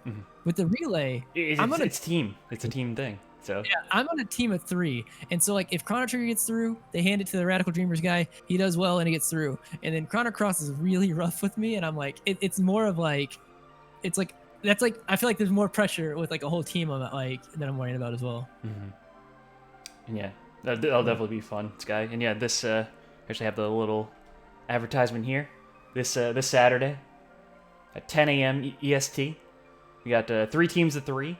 The only one I'm particularly familiar with is Keith Ketchum. He's actually my buddy Danger Darren, one of his friends, and I was actually like hanging out on his channel watching some of his Trigger run the other night. But yeah, good dude, and I definitely want to see like how he does. Well, I'm curious to see like just see like how everyone does, like, and just comparatively like how close y'all are to each other. But yeah, should be. I think the teams are trying to be as balanced as possible, so hopefully it'll be a close run or whatever towards the end of it. So did you like try to layer it so like best Trigger runner in this column, best Radical Dreamers runner in this column, and then best Cross in this column? Technically, I think because Andy's PB is 30 seconds faster than me, that was probably the hardest one to balance for or whatever, because we're like very close or whatever. But so Avanis actually just got replaced today. I think something came up for Avanis. So the new person is going to be Halations, which is the 2nd place runner for Trigger. Oh, nice. Second place on my team, I have the 2nd place Trigger for Chrono Cross. I'm sorry, no, Red Slash. I have is he 3rd? I think Red Slash is 3rd. I have the 3rd place runner for Chrono Cross, and then Chrono Trigger, and then Grand Jerry has the world record for Radical Dreamers, and then I have 4th for Chrono Cross, whereas Close to War has world record for Chrono Cross by about like I said 9 minutes. And so I think he has they're still top runners. Everybody who's here is a top 3 or top 4 runner in every game. But I think Keat is like 4th place or 5th place in Trigger, and then I think Riggs is like 4th place or something in Radical Dreamers. So it's just kind of like even out the times, hopefully. Yo, below average gamer, thank you so much for the gift sub to Skyline. I appreciate it, buddy. How you doing? Welcome in. Hope you're doing well. Of course, if you're not following Below Average Gamer, definitely check him out. He's on the cusp of becoming affiliate, so let's if y'all give him some love on his channel, definitely check him out. And Yeah, hope you're doing well, man. All right, just chilling. Hell yeah, dude. Yeah, thank you so much for that. And of course, Sky with that sub. Enjoy your various Emperor's New Groove themed emotes, Region Cap emote, and yeah, everything else that comes with it. So yeah, thank you so much for that, Below Average Gamer. Really appreciate you, buddy. But yeah, so yeah, with the race on Saturday, it's at twitch.tv/RPG Limit Break. Yeah, so that'll be one that yeah, all of you should be checking out this Saturday. Just to be definitely. I think it'll be really dope. So this will actually be the first one ever. So that's gonna be really cool. This will be like the first time that a lot of people came together to do all 3 games at the same time. Well, there's been relay, but for the Chrono series, this will be the very first one. Yeah, dude, that's awesome, man. Like they've done like Final Fantasy series relay race where they do like FF1, FF2, FF3, so on and so forth. Mm-hmm. But yeah, no, like we have a Chrono, and we all were kind of like talking about it, and eventually I think Grand Jerry, the Radical Dreamer Runner, and Dine and Andy, I believe, all kind of came together and they were like, we kind of want to do this, and so they set it up. Yeah, and for those of you that are unfamiliar, because we've been talking Chrono Trigger, Chrono Cross, and Radical Dreamers was a Japanese exclusive on their Satellaview, I think was what it was, their satellite broadcast thing, and it was a text adventure game basically. Like I really like don't know like a whole lot about it. Like honestly, like I've only really stuck with Trigger and Cross, but it's basically like, what were you saying? I was gonna say, it's basically like the first hour of Chrono Cross. If you've seen that, it shares a lot of same story beats with Chrono Cross as well. Well, I guess Chrono Cross shares a lot of story beats with it, I should say. Mm-hmm. But basically, I think the creator of Radical Dreamers created it or whatever with the main character as kid and stuff like that, and didn't think that like it got the like whenever it was finished, he didn't think that it got the love, or not the love that it deserved. He didn't think that it was created and fleshed out as much as he thought it deserved. Right. So he took that a lot of the ideas from that, and then made Chrono Cross from it. Mm-hmm. And the way I've had it explained to me is that Radical Dreamers apparently, our Chrono Crosses and Radical Dreamers are apparently in 2 different universes. Like they're connected, but like different dimensions or something. I don't remember. I mean, you can say that for all the games at this point now. Like the way, like Trigger had its world, and then, I mean, it took me a long time to like really like understand like how Cross's world, how that came from Trigger's world, and because like it involves like the whole mess that Lavos causes post Trigger, and or how he manipulates time to just completely like change the world, and it's very complicated. And to anyone in the chat that you're unfamiliar with these games, it's it going from Trigger to Cross, it's definitely like very complicated the way that they. Yeah, it's very convoluted. Like the creators of Chrono Cross said that like they didn't want to do time travel again because they said that they thought it would just be like taking the first game and then be doing something cheap, like just kind of ramping it up or whatever. Mm-hmm. So they said they wanted to do something different.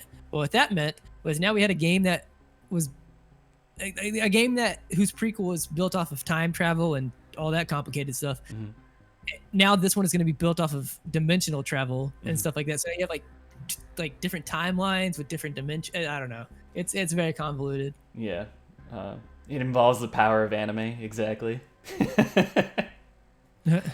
Exactly. And yeah, and I guess in regards to the relay on Saturday, because I mean I guess you kind of touched on like your biggest hurdles from it, because you're kind of relying on everyone else to kind of do good on their part, and then right. And then eventually, hopefully everything goes good on your run, of course. But any other like specific things you're worried about? So like in terms of like the actual like for Chrono Cross itself, like I'm worried about happening in the run, or just the overall race. I don't know. Main thing I think is just dealing with like a little bit of nerves that I'm gonna have for sure, because like I think that even if it's not like that big of a deal or whatever, which it probably won't be after the fact, it'll still be my first time ever doing a marathon, and I think that almost everybody who does a marathon their first time is gonna be a little bit nervous. Cross is filled with cat men and cat jams. True. Both. Speaking of cat jams, because you do make that a regular thing on your channel, where you of course we're all spamming that emote, but you have a specific like part of the game where where you play a certain Ghostbusters remix, and just the whole chat goes nuts. So how did that start? I actually have no idea. I don't even remember. Like it's somewhat new, as in like the last 2 months or something like that. But I think it was literally just chance or whatever. I think that Knox or somebody linked it in chat or whatever one time, and I just happened to be fighting Miguel, and I think I was like, oh yeah, I'll listen to this real quick while I fight him, and then I did, and then like it somehow became a thing where every time we fight Miguel now we play that. It's like so funny, and like I can't even hear like listen to the original Ghostbusters song anymore, because that remix is so funny. Like to anyone that knows, just search Bustin', or Bustin'. That remix has no business being that good. Like I don't understand. I'm afraid no sleep. Afraid no. It's just so dumb, but it's funny. And then I don't know if you've seen it on Twitter. I feel like you had to have. Someone created this channel. It's called Cat's Vibe 2, and it's literally Cat Jam, the Twitter page, where like they have Cat Jam over like game music. Basically, they have like the game footage like behind the cat, like in frame. But yeah, so they're posting like so many a day, and it's just like the funniest fucking thing, dude.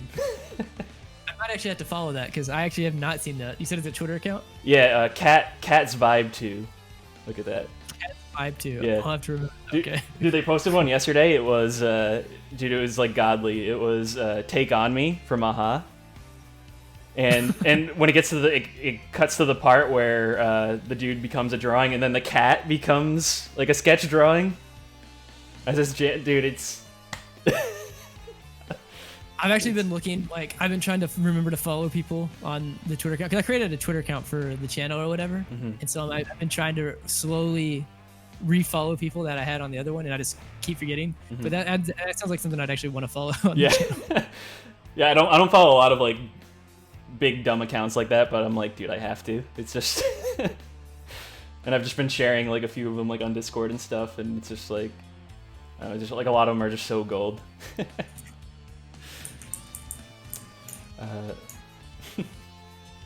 But yeah, it's just like, funny how like, just something like, silly like that, and then we'll just like blow up like on your channel now. Like everyone's like, yo, is it bustin' time? Yeah, I have people come in. Like, actually, you've come in a couple of times. We're like, look, hey, I'm not gonna be able to make it to Miguel. Can we bust it? Yeah, oh yeah, and I just redeemed it. I redeemed the channel points. Yeah. Usually when you do like the late nights or whatever. Yeah. Sometimes, yeah, because like, if I get off at like 5 or something like that from work, and then I do like some kind of schoolwork until 6, it's like sometimes I'll start the run at 7, which means that like at minimum I'm finishing at 2 in the morning. Yeah. Or something. Yeah. Which that's the kind of the struggle with long runs. Although I think that long runs do like have a lot of benefits to them as well, but that's just one of the drawbacks. I mean, it's nice because usually especially when you do those late night runs, I'll just throw you on the TV and. Exactly. I think that's why. I think a lot of people just like are able to chill in a long run or whatever. They're like, all right, it's going. I can just like, we're here for like a little bit or whatever. Yeah, definitely. And I guess like in regards to like your channel and then like speedrunning in general, like do you have like particular goals, like maybe like eventually getting into like GDQ and stuff, or like have you thought about that, or haven't really like considered it? One of the like the bad things is like I've always been kind of anxious about doing marathon runs, which is why I said that like I haven't done one until now. Yeah. I think that like that's why I'm kind of like forcing myself through this one, even though I'm a little bit nervous about it, is because I think it'll be good in terms of like once I get past the first one, like I'll feel more comfortable, and then I'll probably do things like maybe try to get like runs. Like I know they've accepted Chrono Cross runs before, and like Quest for Glory and stuff like that. Which Quest for Glory will be like the week after this weekend with relay. But I think that like the idea is that like eventually, yeah, I'm down. I think I'd like to do marathons, stuff like that. I think that like doing marathons will also be one of the things that might like give another increase to like traction for the channel or whatever, you know, like as more people see the channel. So I think that'll be good. Yeah, man. And like we said, check it out at RPG Limit Break on Twitch. Check it out this Saturday, October 24th. Should be a good time. 10 a.m. Eastern. Yeah. Cool. Yeah, that'd be dope. Like, you know, you get through this. I'm sure you'll plan some more either races or stuff like this, and then hopefully down the line I'll pop on AGDQ or something in the winter, and then like holy shit, super. I might end up having to do another game if I want to ever do AGDQ. I feel like AGDQ they have like very hard times fitting in like long runs into their schedule. Yeah. But no, I think eventually, if for nothing else, just to say I did it, I think it's kind of cool. Like most runners like have like, maybe it's not their main goal, but they have like a side goal of like, yeah, I think it'd be cool to eventually be on GDQ or something. Mm-hmm. Yeah, I think the last because I didn't get to watch much of the SGDQ, but I think like their longest ones were like some of the Zeldas probably. Yeah. Like either like Twilight Princess or something, but like I don't remember them having like a really long RPG in there. Right. But yeah, and then I think like AGDQ, I think the longest one they had was like FF8 probably. Yeah, I think that more so it's leaning towards like for Chrono Cross or like games like FF9 and stuff like that. I think like the actual RPG Limit Break, like their actual events. Like they're not GDQ. I forget what they're actually called. Are they just called RPG Limit Break? They might be. But like that's usually where like longer runs usually go to happen. And I guess in regards to we kind of touched on it a little bit, but like future plans like on your channel, like so you're gonna be running FF9 pretty soon, and you started to learn Trigger. You were learning Trigger, so do you think you'll make that like a regular thing? I may probably eventually. I was learning Trigger, and then I started learning Trigger before any kind of announcement for the relay came up. And so, like, whenever the relay got announced, I dropped basically learning Trigger because I was like, okay, my main focus is I just got to be ready for the relay for Chrono Cross. So I dropped basically everything else. I think maybe after the relay, I've been doing so much practice with Chrono Cross. I feel like that it would be kind of a shame to drop Chrono Cross afterwards instead of trying to grind for a PB, just because I'm already fresh on the game, you know, so I don't have to de-rust and stuff like that. Yeah. So I might go until I hit another PB or until I hit a goal that I'm happy with. And then whenever I'm done with that, then I'll probably start learning FF9 and I'll set Chrono Cross to the side for a while. Then just keep jumping back and forth basically, and it's cool, man. It's cool. Yeah. Another thing I want to bring up too, because you have your YouTube channel as well, where you've been doing some like tutorial videos and stuff. Just like you have like some like skips in there and some other like helpful videos in there as well. But do you plan on doing some more like in that aspect too? Just yeah, I think that eventually I'll always almost have like an intention of putting videos up. Like it's been a while. The last video I put up there was like 5 months ago or whatever.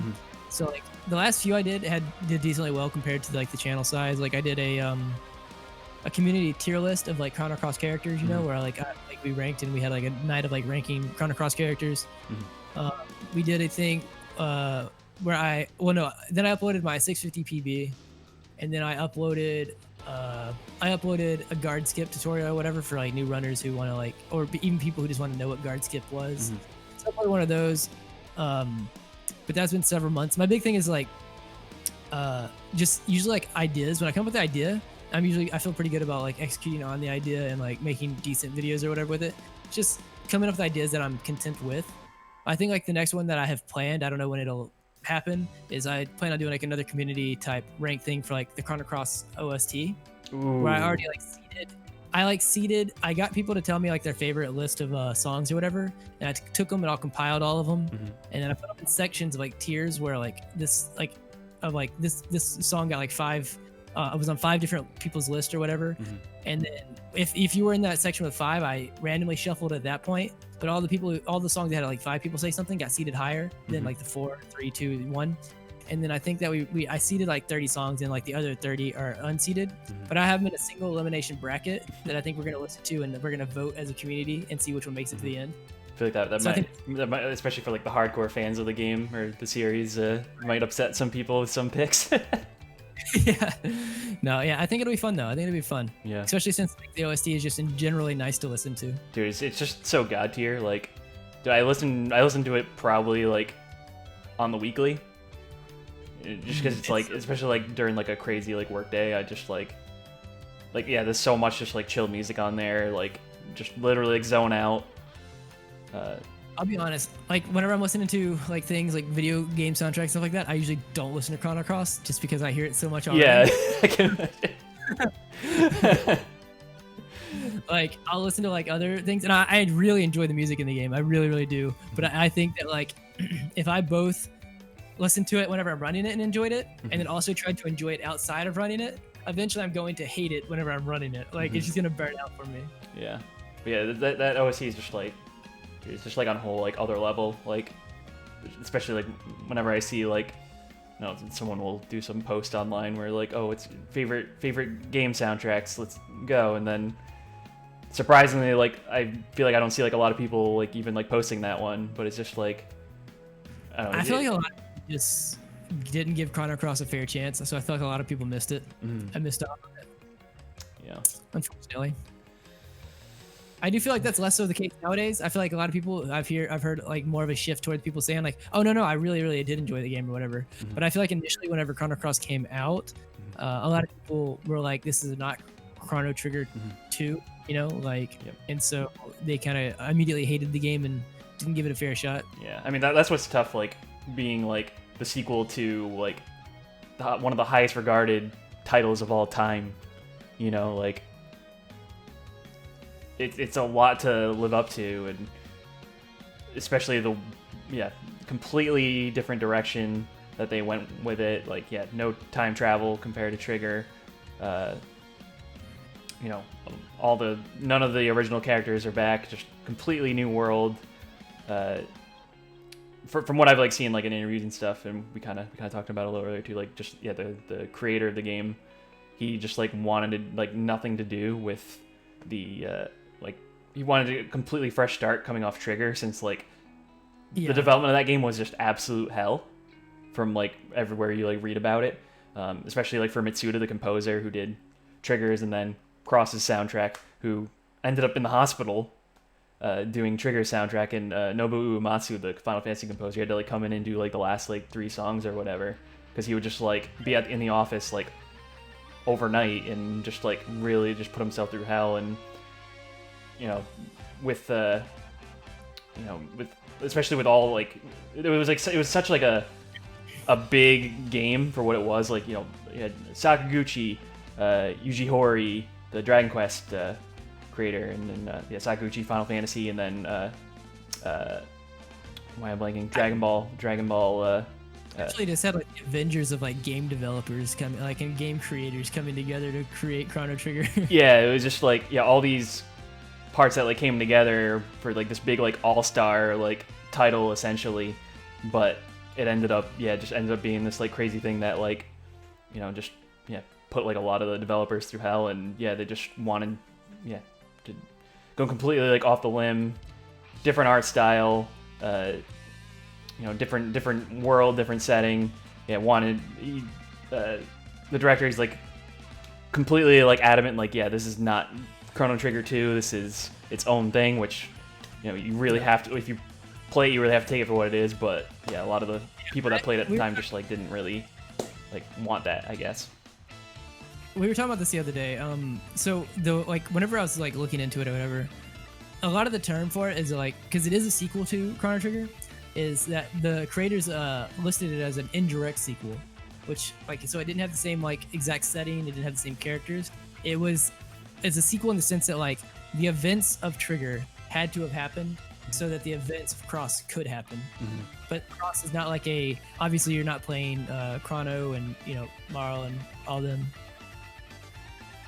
But yeah, I think that like even without like the development hell part of it, I think that like I feel like probably as a game developer, they're probably trying to create some degree of separation so that maybe it wouldn't be like just like so that people would enjoy it for being a sequel, but also not like have them like staring at each other like next to each other and being like which one's better.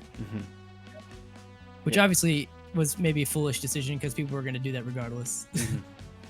Yeah, and yeah, it really is like even to this day, like it's compared to like other RPGs, it's like so unique compared to like everything else, you know, like outside of like, you know, the main like parallel world aspect of it, like, you know, just that battle system alone is like, which could be off-putting to some of you if you jump into it and you don't really get a grasp of it right away, but it's still like unique enough where you know, once you get in the flow of it, then it becomes like really fun, really challenging, and then yeah, you'll have like parts where you're like, especially like when you're attacking, because you don't have like just like a straight up attack, you have like certain levels of an attack you can do to do like more damage, but like you only have like a certain like percent chance of like hitting, so like it really like adds this like complication to it that like makes it like, it really makes it engaging. So yeah, no, I think I've heard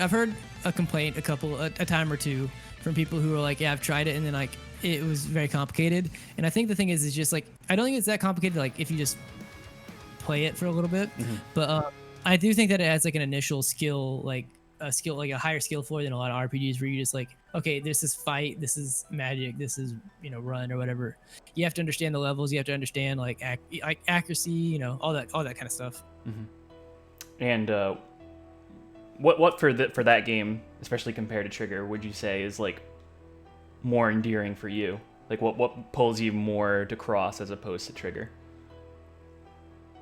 I actually don't know.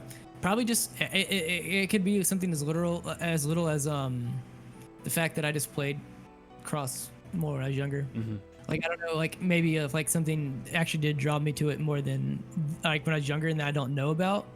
But I think it could be literally just the fact I love Trigger a lot. I love Trigger a lot. I think that Chrono Cross has just happened to be the one that I like gravitated towards when I was younger and I played a lot more of. Yeah. But no, I really enjoy both games. And did you play through and beat Cross first before Trigger? I think you said you did, right? Or did you play and beat Trigger first and then you got Cross? So I think I beat Trigger first actually, because I'll be honest, I think that like when I was younger, I don't think I ever beat Cross. I think that like whenever I was like younger, I used to play it over and over and over and over. But like I remember like one of the farthest parts I got to was actually Miguel. And I remember being younger and thinking that like, oh, I'm close to the end of the game or whatever, and it's just like not. It just kept going. So I don't remember. Probably Trigger is what I would assume. And yeah, it's yeah, like I said, like it's like so tough, like with both of those games, like, you know, like pitting one over the other, like too, like, I mean, and I feel like I've noticed like more so like if like folks, if they beat Cross first, then they might have like more nostalgia for the other. Yeah. But also like I guess it could factor too, because like you said, like PlayStation was like your prominent console at the time, so like it's like that library of games, so maybe like that could have played the factor into that for you too. That could absolutely play the factor for sure. Yeah, but yeah, I think because I think I played Trigger first, but like I didn't beat it until like after, because I think I got I don't know, I think like my dad might have like got me like had it on like an emulator or something, and I like played it to a certain point, because I never owned the SNES cartridge till like way later, and then yeah, played through beat Cross, and then I think I got the Chronicles collection on PS1, which has Trigger in it, but it's like the worst version of the game, because it has like all the load time, so you're just like, yeah, you get into a battle, but like you have to wait like 10 seconds for it to load. Yeah.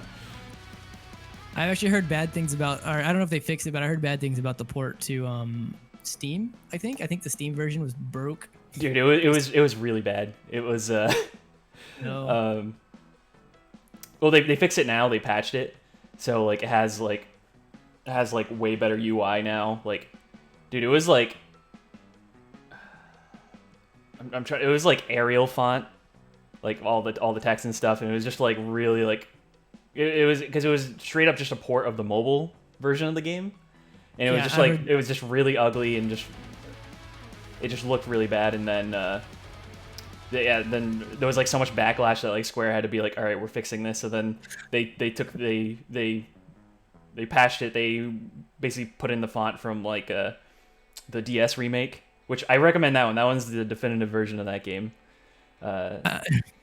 Baylor says, I bought CT on Steam and I refunded it. I don't blame you.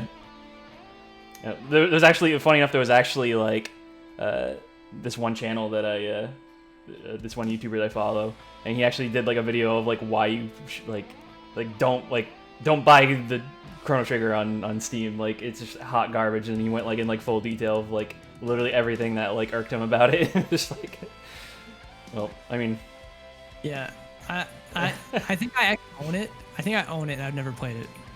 I think I bought it because it was on sale or something. Because like Steam always has sales, and then I don't know. I don't think I'll ever. Well, apparently, from what I guess what you were just saying, what I've heard is that it got better. yeah, like it's not. From what I've seen, it's like not like perfect, like just the way that they've like set up some things in there with like the menuing, but like otherwise it's like night and day like from what it was before though, and it's like way better now. So yeah, as long as you download or have like that latest patch on there, you're good to go. Yeah, I think I would. I think the only time I've ever tried to play it like that wasn't on a SNES was I tried to play it on my phone one time years ago. I tried to emulate it on that, and I tried to play it on my phone. And I don't know if you know the part where what is it? You have to press like 3 buttons at one time. It's like after you catch the rat and like in the future or whatever, like the whatever, you have to push 3 buttons. And this was like way long time ago. Like this is like 2011, and either it was my phone or it was the ISO. Like the phone, it would only pick up 2 inputs at one time. You couldn't do 3. And so I like soft locked myself at that place, and so I just put the game down and didn't play it anymore. That's so funny. And when did you say you like finally beat Trigger? The last time or the first time? First time. I don't know, probably when I was like 11 or 12 or something. I'm not sure. It's been years. The last time I beat it was actually I played it on stream semi recently. Was it in your run attempt when you were practicing, or was that just It is beforehand, I think, because normally what I do if I'm going to a run is I play through it casually first, so I'm like refreshed on everything. One might say you were Chrono triggered. Nice, Bill. I see what you did there.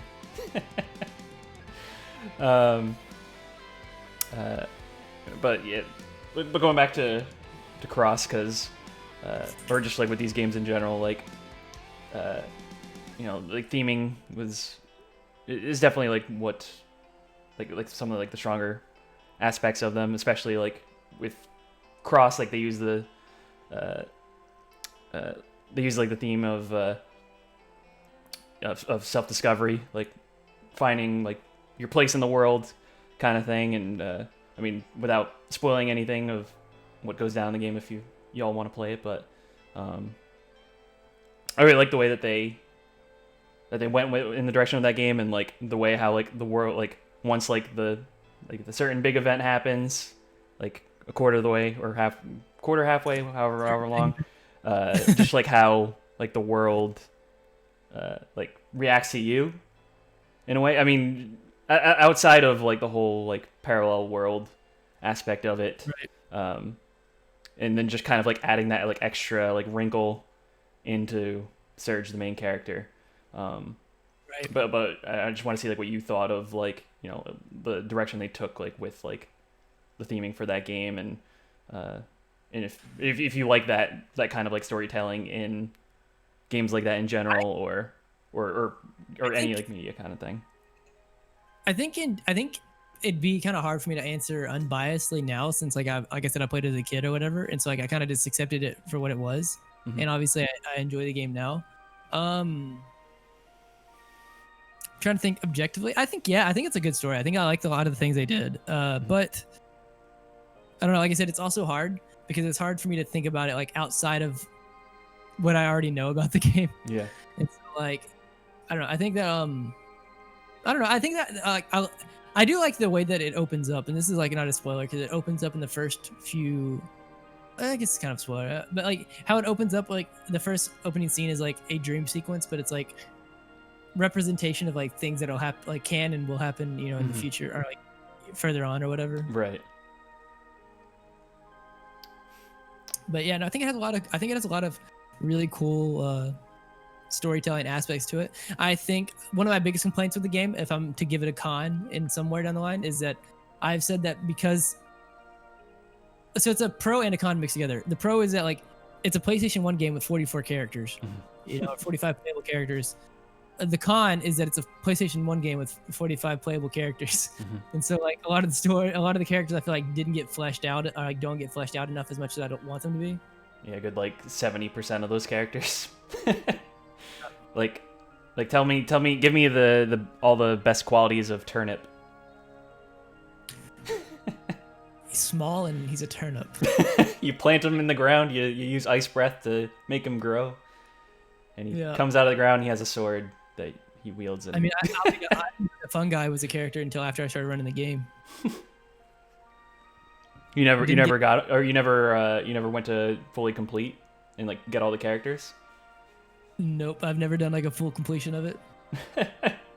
I mean, when I was a kid, it took me like 8 runs or something like that. I mean, and I guess there is like a way you can, because like one of the characters ends up leaving at some point in the game, so yeah, you have to do like certain playthroughs to make sure that you still have them. To keep it like a complete party, but yeah, it has like a decision tree of like events that'll happen. So you have to do like new games to get like the new character or like other characters that you didn't get. Yeah, I guess that's one of the probably like one of the most annoying things for me from that is because like especially like to get a certain character, a certain very beloved character in that game, you have to ultimately make like a bad decision in order to get him. It is a bad decision, but you get to make the best trade in the world. You get to trade one of the worst characters for one of the best characters. I mean, he is essentially until Surge gets his like best weapon, he is essentially like the best character you get, especially when he gets like double swords, right? Yeah.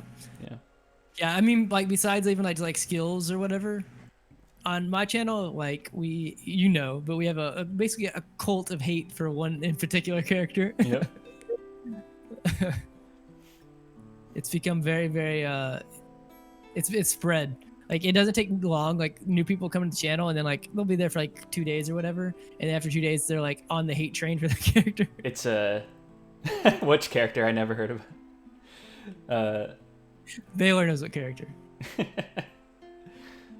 But and how did that hatred for this character spawn? For those of you, well, I guess it doesn't matter if you say. I don't know. I genuinely just didn't like the character, whatever, growing up, and then apparently like as I was streaming Chrono or whatever, and like started running it, became a very common thing among a lot of people, and then it slowly just grew into like it's almost like a joke of itself at this point. I mean, admittedly, like so when we were just talking about like a certain story break where you have to make like a bad decision to get the best character in the game, ultimately. This other character, like that's basically with you at the time, this character named Korcha, because you make this bad decision, he basically like just straight up becomes an asshole to you, and I assume that's like where like the main hatred for him comes, just like the way that he acts. But like understandably, like he wants to help that other character, but I think I just didn't like him in general, like because I think whenever I was younger in my first few playthroughs. I didn't know that you needed to tell him no to get like other characters. I think I still told him yes, and I still didn't like him. Yeah, I mean, I don't know what it is. Yeah, I just don't know what it. I don't know. I don't have an exact reason besides that I just didn't like him or whatever growing up, and then it just kind of carried over. Baylor K what?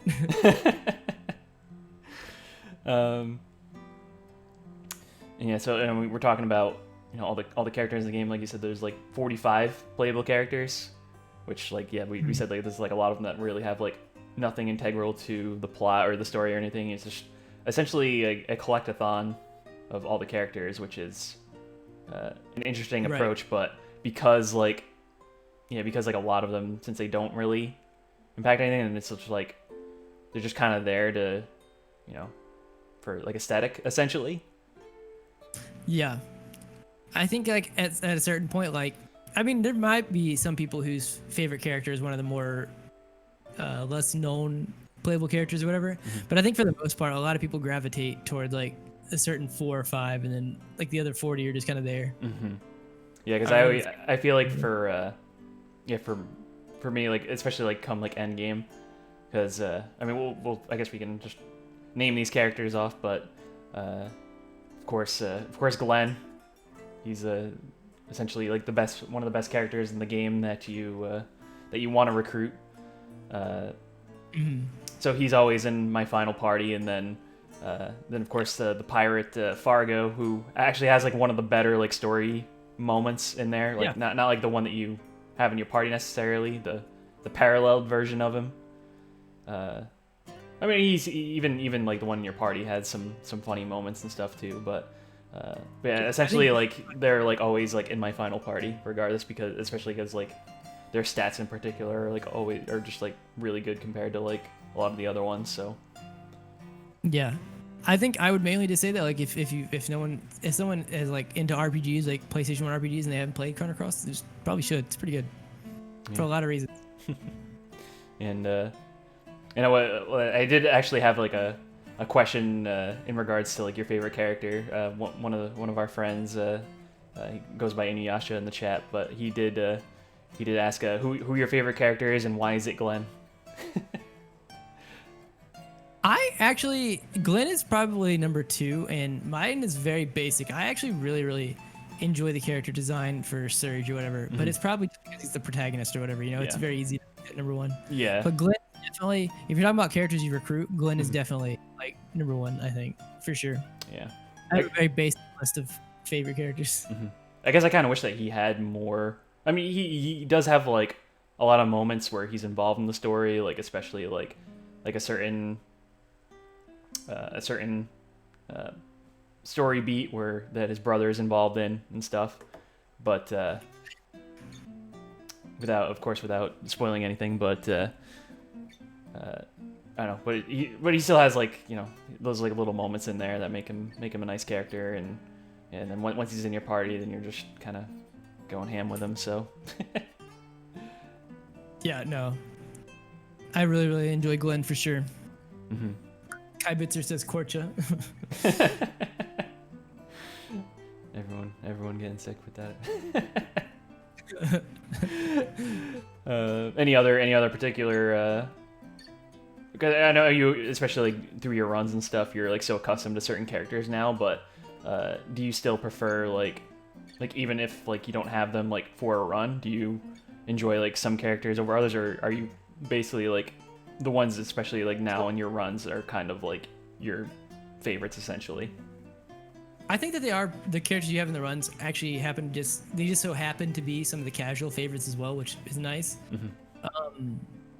But I think in my playthroughs, I had like the quote unquote like the cute characters in my party, I think, for a lot of the game.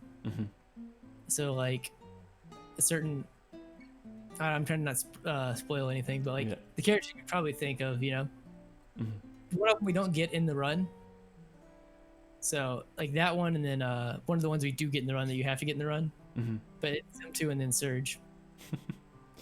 And we talked about how good like the OST is and stuff. Which song is your favorite, or which songs like do you find are your absolute favorite? And I think so. I'll just name. I don't have them in a list, but I think "Star Stealing Girl" is really good. I think the Jellyfish Sea or whatever the song is really good. I think the Fate song is really good. I think the Dragon God song is really good. I think Goldove, Another World Goldove is really good. Yeah, the Uneater Triangle song is the Jellyfish one I was talking about. It's really good. But yeah, no, I think that's like 5 or 6. I think all those are like really, really good. Those are the ones that come to my mind right off top. Yeah. Even if for everyone in the chat, even if you've never played the game, highly recommend y'all give the OST a listen. It's on Spotify. It's on, you can find it anywhere. Definitely check it out. Give it a listen. There's just like so many amazing tracks on there, and I think for me, because I always go Arnie Village home. That's like my favorite like town theme that like just like always hits you good. Dream of Ages, that's actually like my starting screen music. That one's just like, it just like kind of really pumps you up and gets you going, and but then also like while doing its own thing, then it will bring in like a little bit of like a throwback sound from Trigger in there too, and of course Radical Dreamers, the end song, which I love so much I had to learn that on the guitar. Jellyfish time, don't forget to strengthen. Gotta have a great rest of the stream. Hey, thank you again for that gift sub, Below Average Gamer. Thank you so much. I have no idea what Baylor's talking about. Yeah, have a good one, Below Average Gamer. Thank you again for the gift sub, and yeah, if y'all give my dude over there a follow over there. Let's get him to affiliate. Yeah, any other tracks that stand out to you, or that's I'm trying to think. The bad thing is I don't know a lot of them by like their official name. I just know where they're at in the game or whatever. Fort Dragonia. Fort Dragonia is really good, but I like this song when I'm trying to do it without spoiling it. But after the point where the point in the quarter of the game or whatever that you were talking about, that event that happens, there's like another area you get to go to for like a couple of minutes in the run. That has a really good soundtrack. Oh, the kind of like acoustic kind of jam. Yeah. Yep. Yeah. That one's also really good. Yeah, and then Reminiscence too, the piano, the kind of sad like piano track. You kind of hit it like right like at the beginning of the game when you're talking to Lena. Oh, yeah. So, yeah. I'm actually trying to get one of my buddies on here. Goes by Luridian, because he'll play piano on his channel like every now and then if he gets a request, and I'm like trying to get him to play that. Yeah. It's actually crazy. Like whenever you finally go to like list all of the songs that you like there's so many. That's how you know it's such a good OST. Yeah, the Mustache Wizard, exactly. Yeah. I was really hoping that when Mitsuda was doing that tour for like the orchestrated sets they were doing for Trigger and Cross, I was really hoping that they would come west and bring that here, but I guess they just wanted to do like a few shows of that for the 20th anniversary, which is dope. Right. Also wild that Trigger came out 25 years ago now too. So like because I was like 95, yeah.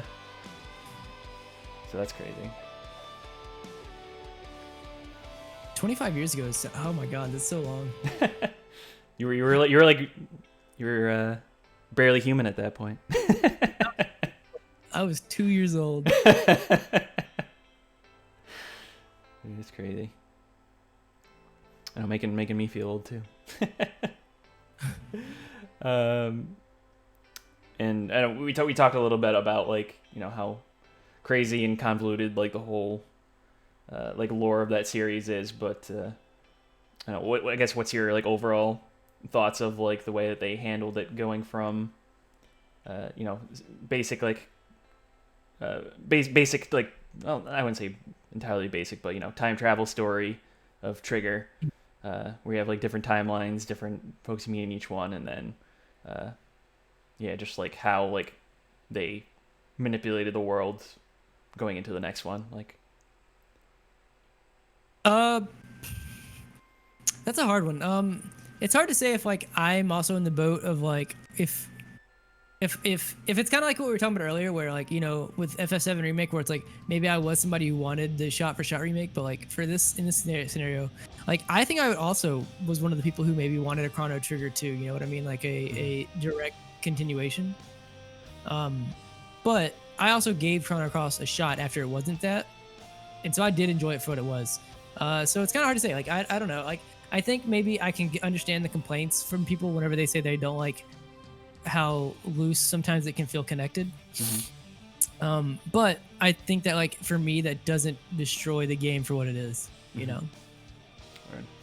And do you have like any like general going back to just like speed running in general, I guess, like especially for like when it's like a longer game like this, any particular advice for anyone that wants to that might consider like diving into like a long RPG? Or just do runs, do no reset runs, like don't because whenever I first started running, my brain was fried around 5 hours in, right? Like you just kind of like your brain doesn't want to continue thinking. But like the more you do runs, the easier that it gets to get to later points in the runs, and like once you do no reset runs, like things become easier to do, and so you're not having to actually use as much brain power to think about them as much, each individual thing. And so like I don't know, the main thing is like if you do runs, the more runs you do, they get easier. So if you do one run and you're like 4 hours in or something and you're like, I just actually don't think I can finish this run, that's fine, whatever, like it'll get easier. Just keep doing that section until you feel comfortable moving past it, and then like slowly gradually get to the point that you want to get to. Cool. And any other particular like throughout the years, like any particular gaming memories that you have, like either playing a certain title or just which I guess we kind of went into with like Kingdom Hearts a little bit, how that Hearts was that for me, but that's kind of like what FF, like when I was talking about FF Tactics and FF7 and stuff like that. Like that's probably why I think that they're so nostalgic to me, is because I played them a lot when I was younger, like a lot. Whenever I was younger with like family, like my brother, my cousins, like we would just I'd like go to my cousin's house and we'd play like FF7 and Tactics like a lot. Those are the two main games I think that I have the most memory of, like playing with family and stuff like that. And then I remember me and Kai Bitzer, actually the one in chat, would play FF9 a lot, and that's where that came about. Cool, man.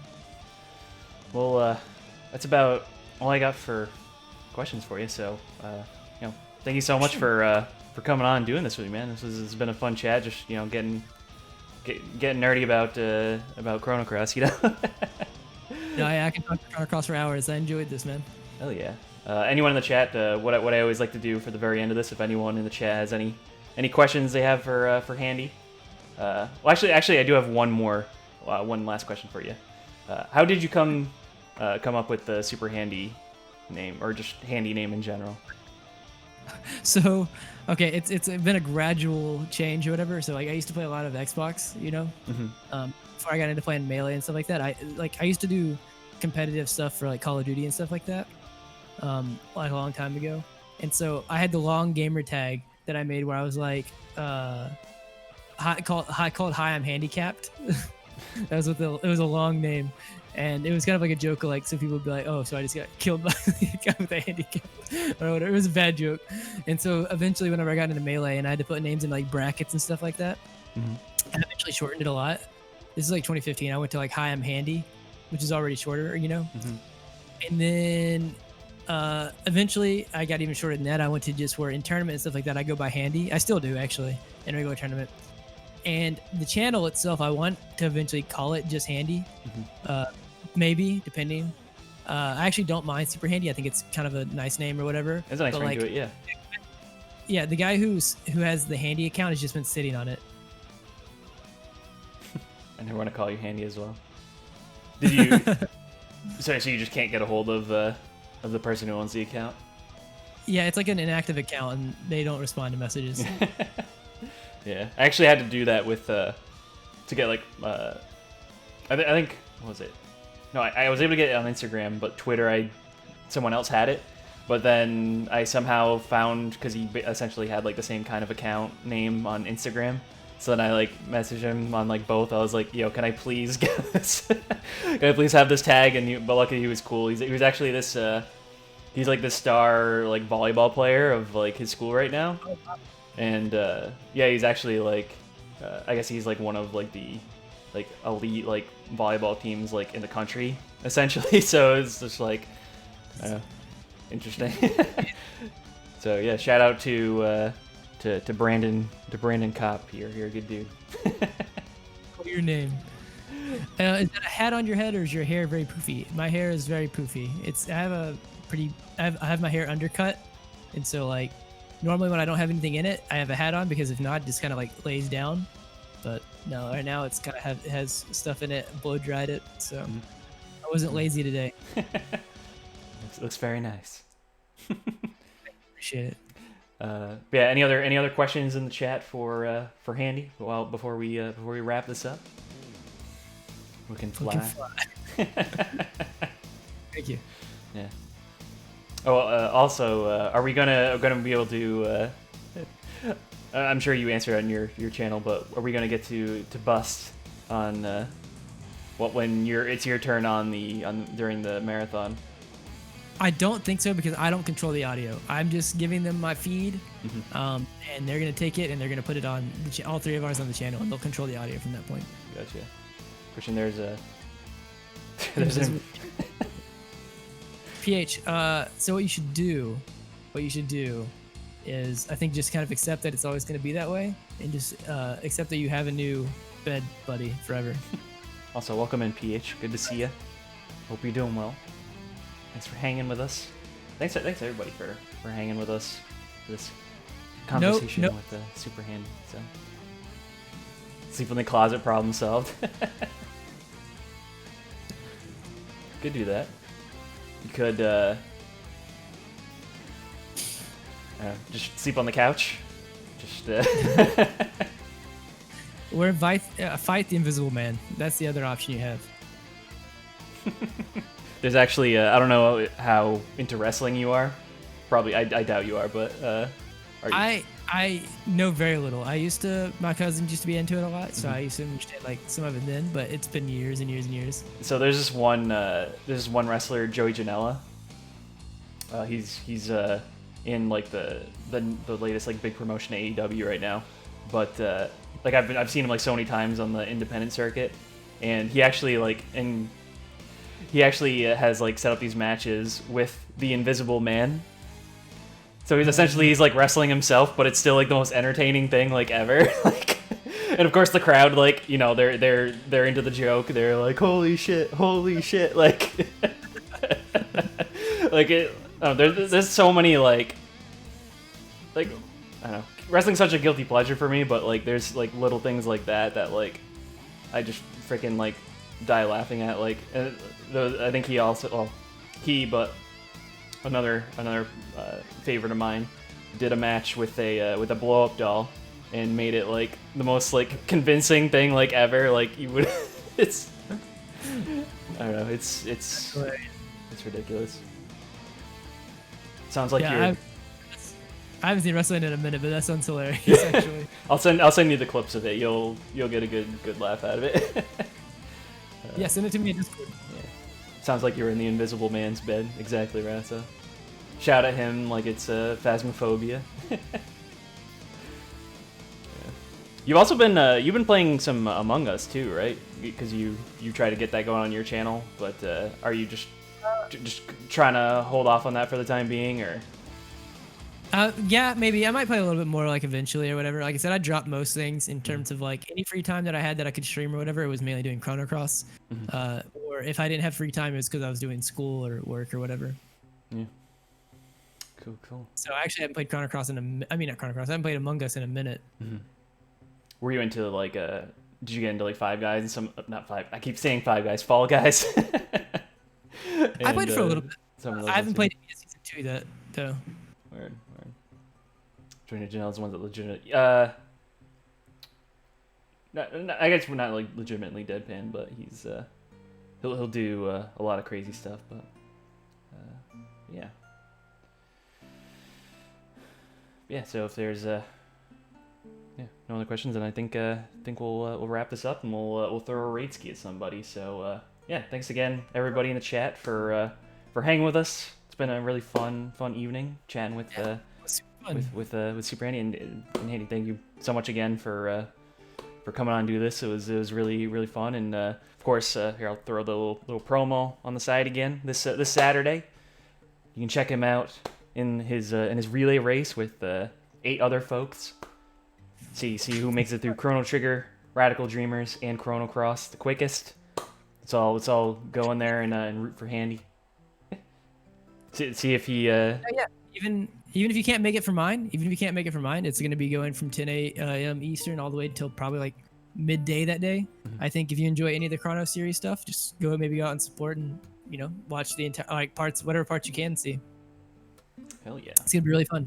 Hey, dude, and you'll be on again tomorrow night with your last prep race for before you get into the dirty of it on Saturday. Yep. Hell yeah! So you can last practice run. Yeah, and where else? And so just essentially SuperHandi at SuperHandi on your channel, and SuperHandi with 2 eyes on Twitter and Twitter. Yep. So it's SuperHandi, just regular, like one word all together for Twitch, and then SuperHandi with 2 eyes on Twitter, and then it's just SuperHandi and stuff like that on YouTube as well. Awesome, man. All right, so let's like I said, we'll go throw a raid at somebody. Let's see who's on right now. And again, thank you so much, everybody, especially all the folks that came in through Handy's community. PH, Baller. We had a lot of your friends that came through, and it was a nice chatting with all you. Kai Bitzer, Azrael, and Serpent. So thanks so much, everybody. Yeah. This was really fun. I appreciate it. Yeah. We're actually gonna Actually, I wanna, because I know he generally will be signing off around now. I really want to throw it to Mega Gremlin, who was the previous guest on here. Mm-hmm. So I just want to. All right, looks like he's still on. All right, we're gonna throw it to Mega Gremlin. So let's go show my bud some love over on his channel. See what he's doing. And yeah. So anyway, I will be on again on Sunday, playing some more Final Fantasy IV. So you can check me out there, and like I said, Handy will be on his channel tomorrow. You can check him out over there. Of course, thanks again, everybody, all the new followers today. Really appreciate you, Trip, for the 100 biddies, and Below Average Gamer. Thank you again for that 4-month sub to Sky. So, hey, and PH, thanks for the follow, buddy. Really appreciate it. Yeah, thanks so much, everyone, and yeah, let's go say hello to Mega Gremlin. So yeah, till next time, we'll catch you later. So have a good night, everybody. Bye, everybody.